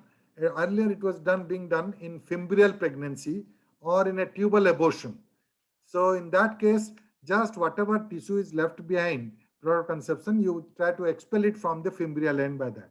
Now, later on, it is seen that milking is contraindicated. Milking one should not do, because in milking, there is a damage to the tube and interior, and risk of future pregnancy, ectopic pregnancy is there, number one. Number two, by doing a milking, the fresh bleeding will be there from the inside, and you have to do, after milking also, you have to do a salpingectomy for that. Okay, okay sir, from Bhubaneswar again. Yeah. You want to take a break, sir, or something like? Should we take a small break or something? No, no, no, no, no. Any queries like today? No, no, no. Finish Okay. it. Okay. Sir, in situation one, continuation of pregnancy after general anesthesia at the very early gestation has any effect or due to anesthetic medication on embryo? No, well, if you just, I'm reminding about the teratogenesis, theory of teratogenesis and embryo toxicity and all that. We know that very vital is if we done before 7 weeks, 7 to 9 weeks is a very important period of embryonic affection for that. So if it is a very early, not there is least chance, and if it is a chance by chance between 7 to 9 weeks, there is a possibility. But you cannot say majority of the cases there won't be any problem for that. Because we do not know the real fact or the cause of embryogenesis or the teratogenesis particular for that. So as because it's very early, we continued and we find that there is no effect for that. Right, sir. So there's a query regarding mifeprostone. This is from Manipur, Imphal, Dr. Purnima Nepram. She's asking dose of mifepristone for medical management of ectopic pregnancy. We see, you always methotrexate is a priority for that. Mifepristone, I say that the cocktail treatment for Caesar and scarp, ectopic, and all that. That I gave methotrexate, mifepristone 200 milligram only, not more than that, 200 milligram, and again misoprostol 600 milligram. So mifepristone 200, you can, I don't have any experience on increasing dose of mifepristone, but alone mifepristone also doesn't act. So you have to, methotrexate is the first line of management. To supplement it, I cocktail it. Okay, sir. Another query from Meghalaya, Dr. Clarinda Edna Kongwar. She's asking how to tackle a 12-week cornual pregnancy. 12 cornual pregnancy interstitial, because this is a cornual or interstitial pregnancy presents very late. About 12 to 16 weeks also it can grow because it doesn't rupture because the myometrium is there for that. So the same technique is there. Segmental, I think cornual resection is the method. It's not a cornuostomy.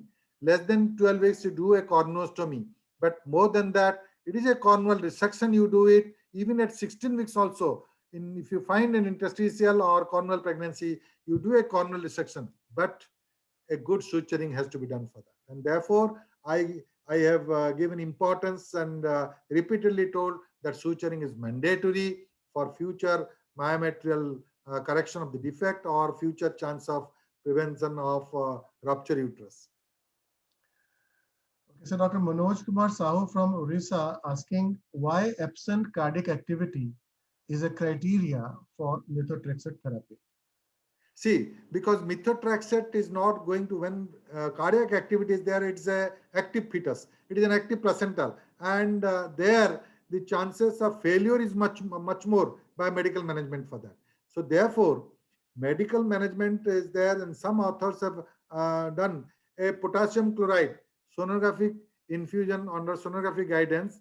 That KCL they infuse it, stop the cardiac activity, then they start methotrexate for that. Sir, again, Dr. Manoj, no, sorry, it is Dr. Santosh Behra from Orissa. Hmm. Of course, he's saying that, sir, you are making surgeries look very simple.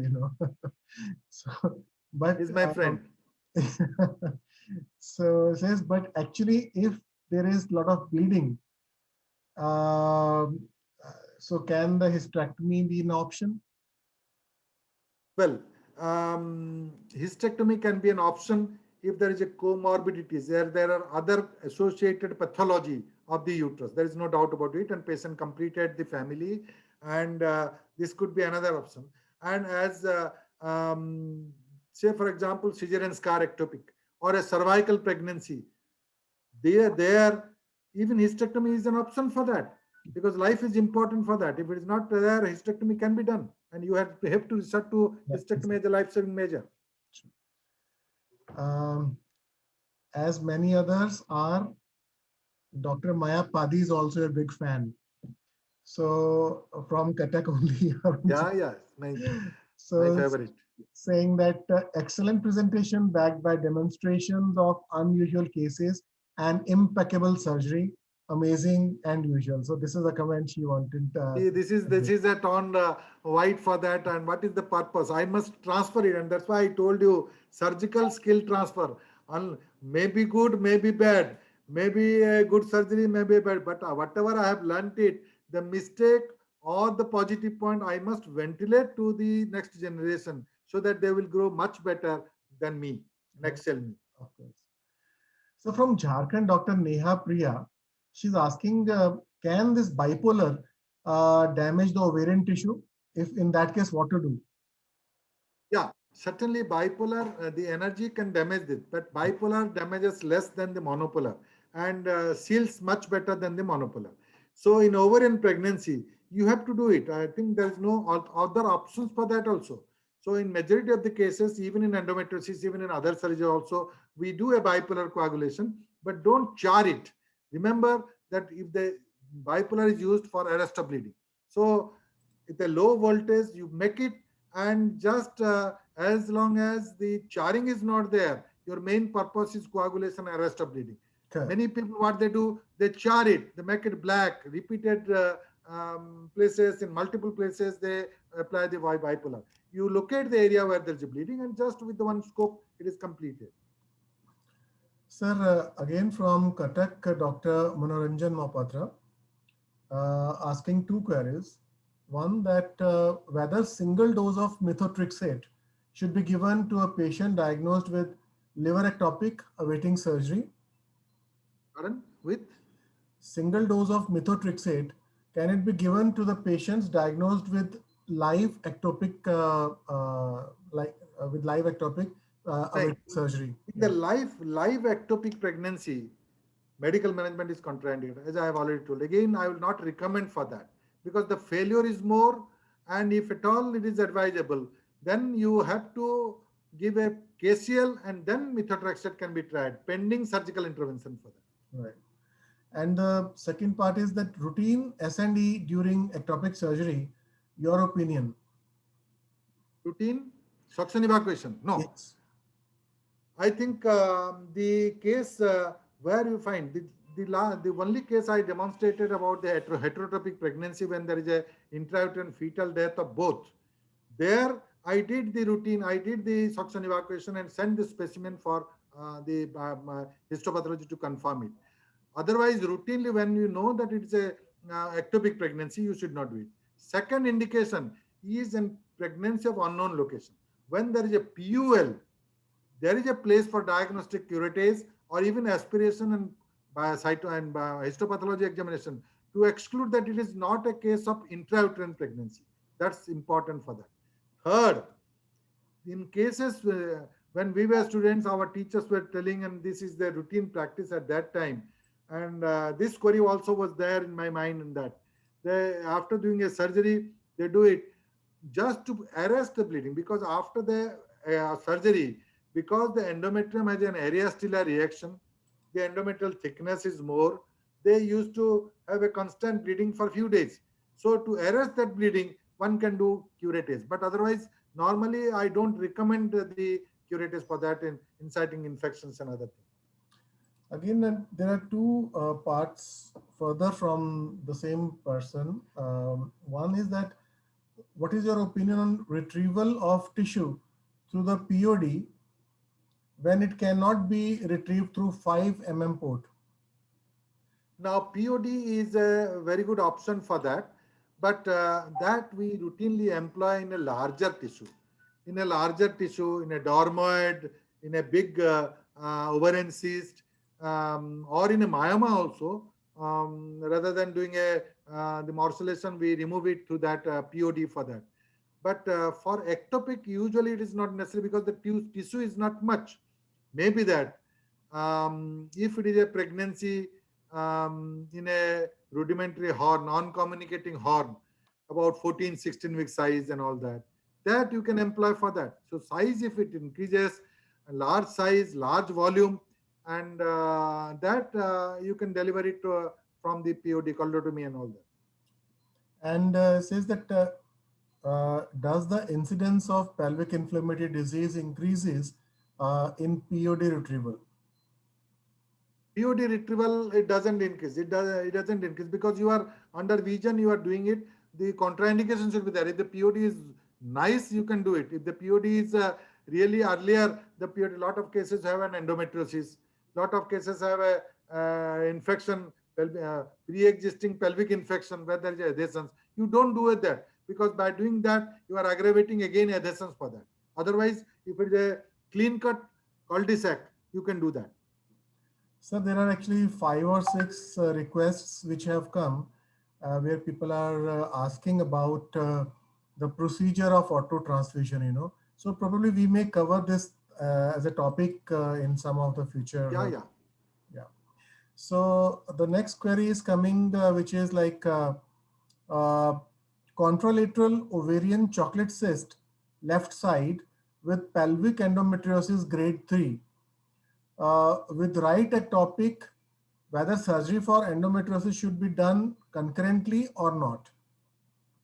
Now, ectopic is an emergency diagnosis, an emergency disease. Endometriosis is not an emergency disease. So I think the priority should be given for ectopic. In the same sitting, I don't advise the procedure for that because the ectopic conservative surgery, if you are doing it, there is likelihood of bleeding. And in pregnancy state, ectopic pregnancy also, there is a lot of congestion and chances of bleeding will be more. So therefore, I will not recommend the cystectomy in the same sitting for that while doing an ectopic pregnancy for that. You have explained the scar pregnancy in detail, and people are asking again that what is your experience on scar pregnancy? Cesarean scar pregnancy, I have already told that it was not being known. 10 years, last 10 years, we are knowing the two entities, the cesarean scar and cervical pregnancy. Cervical pregnancy was earlier there in the books we are reading. But the diagnostic difficulty was there in the cervical pregnancy because, as I have already told, the nowadays the good man and machine can diagnose the cervical pregnancy. So just imagine, I have also experienced many cases of suction evacuation for termination of pregnancy, and there is a torrential bleeding. That could be a cervical pregnancy, a cesarean scar pregnancy, could be possible for that. And retrospectively, now we think that these are could be possible cervical pregnancy or a cesarean scar pregnancy for that. Now, because the things are the gadgets are there, good resolution, high resolution sonography machine are there, along with color Doppler, we can pinpoint the diagnosis of cesarean scar pregnancy or cervical pregnancy. Therefore, I have not much of experience on that. Cesarean scar pregnancy, as I have already told, medical management, whatever 2, 3 cases I have done with the cesarean scar pregnancy, where one case I did with the surgical, as I have already told, that laparoscopic excision of the scar pregnancy and retrieval, that I have done one case, and 2 cases medical management I did it. And cervical pregnancy, the pseudo cervical pregnancy, which I told that I took an undue credit, that elite couple, they told that yes, you are a god, but ultimately I find that it's an intrauterine pregnancy in a process of expulsion. I just removed it. Cervical pregnancy. It's not a true cervical pregnancy. But cervical pregnancy, apart from it, I have another 2 cases which I experienced, and those 2 cases have a torrential bleeding, which could be arrested by Foley's catheter for that for 24 hours, and the patient was all right for that. That's good. Um, so there's another query like tubal abortion, and does it lead to secondary abdominal pregnancy problem? Yeah, secondary abdominal pregnancy, either it could be tubal abortion with a live pregnancy or active pregnancy, or majority of the tubal secondary abdominal pregnancy are because of the rupture, perforation, and then from the tube it goes, and then intra. If it comes to the intraligamentary, it's a broad ligament. It comes to the antimesenteric border, it becomes abdominal. So usually majority of the cases are due to early rupture and implantation and continuation of the pregnancy. Right. Sir, this mifepristone, is there a role of this drug in cesarean section scar pregnancy without cardiac activity in the particular case that you have mentioned in your studies? No, the report shows that methotrexate is still the thing, and in that particular case, desperately, I did an experimentation with the cocktail regimen, with the cocktail. So methotrexate, mifepristone, and misoprostol combiningly. So meaning thereby that if you give a mifepristone along with the methotrexate, I think the vascularity will be reduced, so that the chance of bleeding will be least. That is the only purpose for which I tried for that. I think this was the question which you have just explained. Why this cocktail? This is question asked by Dr. Kusum Dash from Jharkhand. So I think Yeah. you have very nicely explained it. I don't need to repeat it now. Um, then there's a query like that is from Orissa, that in early pregnancy, low level of serum beta HCG and urine pregnancy test is faint positive, but no intrauterine pregnancy. And then beta HCG starts declining in next week. So how to explain this to the patient? Remember, beta HCG is a very strong biochemical marker of pregnancy. If it is more than, if it is less than 2, you can say that it's not pregnant. If it is marginally elevated also, it is pregnancy. And either it is in the process of spontaneous resolution, or in a case of pregnancy of unknown location, with the sonographic evidence that not demonstrating anything for that. And declining level of beta HCG is a reassuring sign for that it is in the process of spontaneous resolution, and there the expectant management can be managed for that. So there are only two more questions. And one is from Dr. Shalu Jain from Delhi. She's saying, as per your own experience, whether single or multiple dose of methotrexate is better. See, I have both experience of single dose as well as the multiple dose also. If I give that there is a significant drop in a persistent trophoblastic disease, particularly if I do a conjugative procedure and then give it, single dose is enough for that. But if I'm doing for a medical management, I think in that particular case, the 2 doses are minimum required for that also. And very rarely I have to give another third dose for that, not beyond third dose. Right. So the final question is from Dr. Purnima Nipram from Imphal.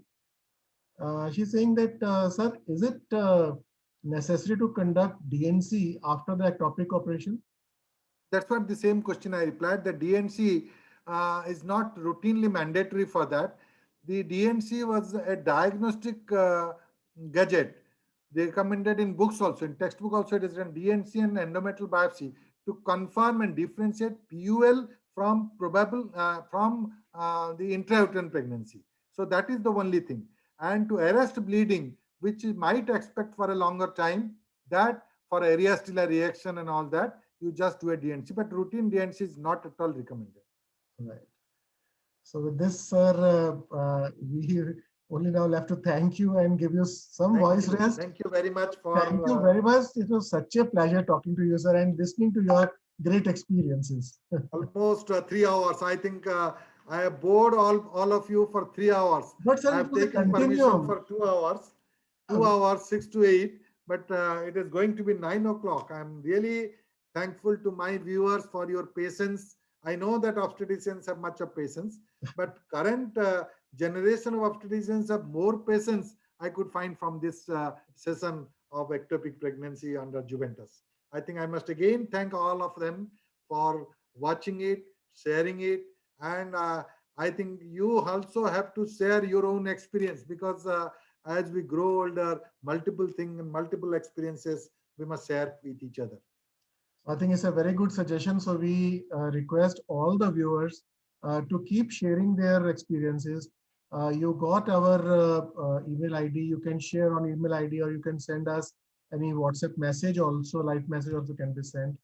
And we'll try that. We'll link it up with Dr. Mohapatra, and he could help us in. I think that is a very important thing, which the sharing of knowledge is important for that also. Right. So in our profession, medical profession, see, nobody is great. I think you must learn from everybody for that. Sure. And I'm a learner till my last breath. I will continue to learn from that. And these are the persons who will teach me. Right. So that is the thing which I believe as a teacher. Thank you very much, sir, for your Thank patience. you. Thank you. Your devotion, your dedication, and all that. After a gap of 2 months, again revival. I thought people have forgotten me as well as the Gurukul, or they must be thinking that I am in a ventilator. Why is not seeing for last 2 months? But now they are seeing me. I am alive. I'm not in a ventilator. I'm totally non-COVID, and I'm still active. And I will continue to be involved in the profession of teaching and treatment till my last breath. So we pray that your blessing should always be there on us. Thank you very much, sir. Thank you very much. We wish you a very, very good luck and happy. So, Dr. Divan sir and Mahapatra sir, there were 417 viewers who were listening to you constantly for 3 hours, sir.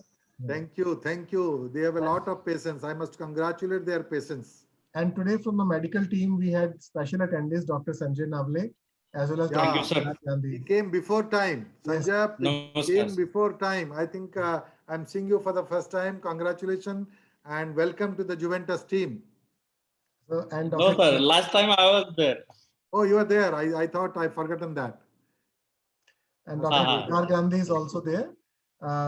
So I think they will be participating more in future. And one digital expert is going to join you in the near future. You told.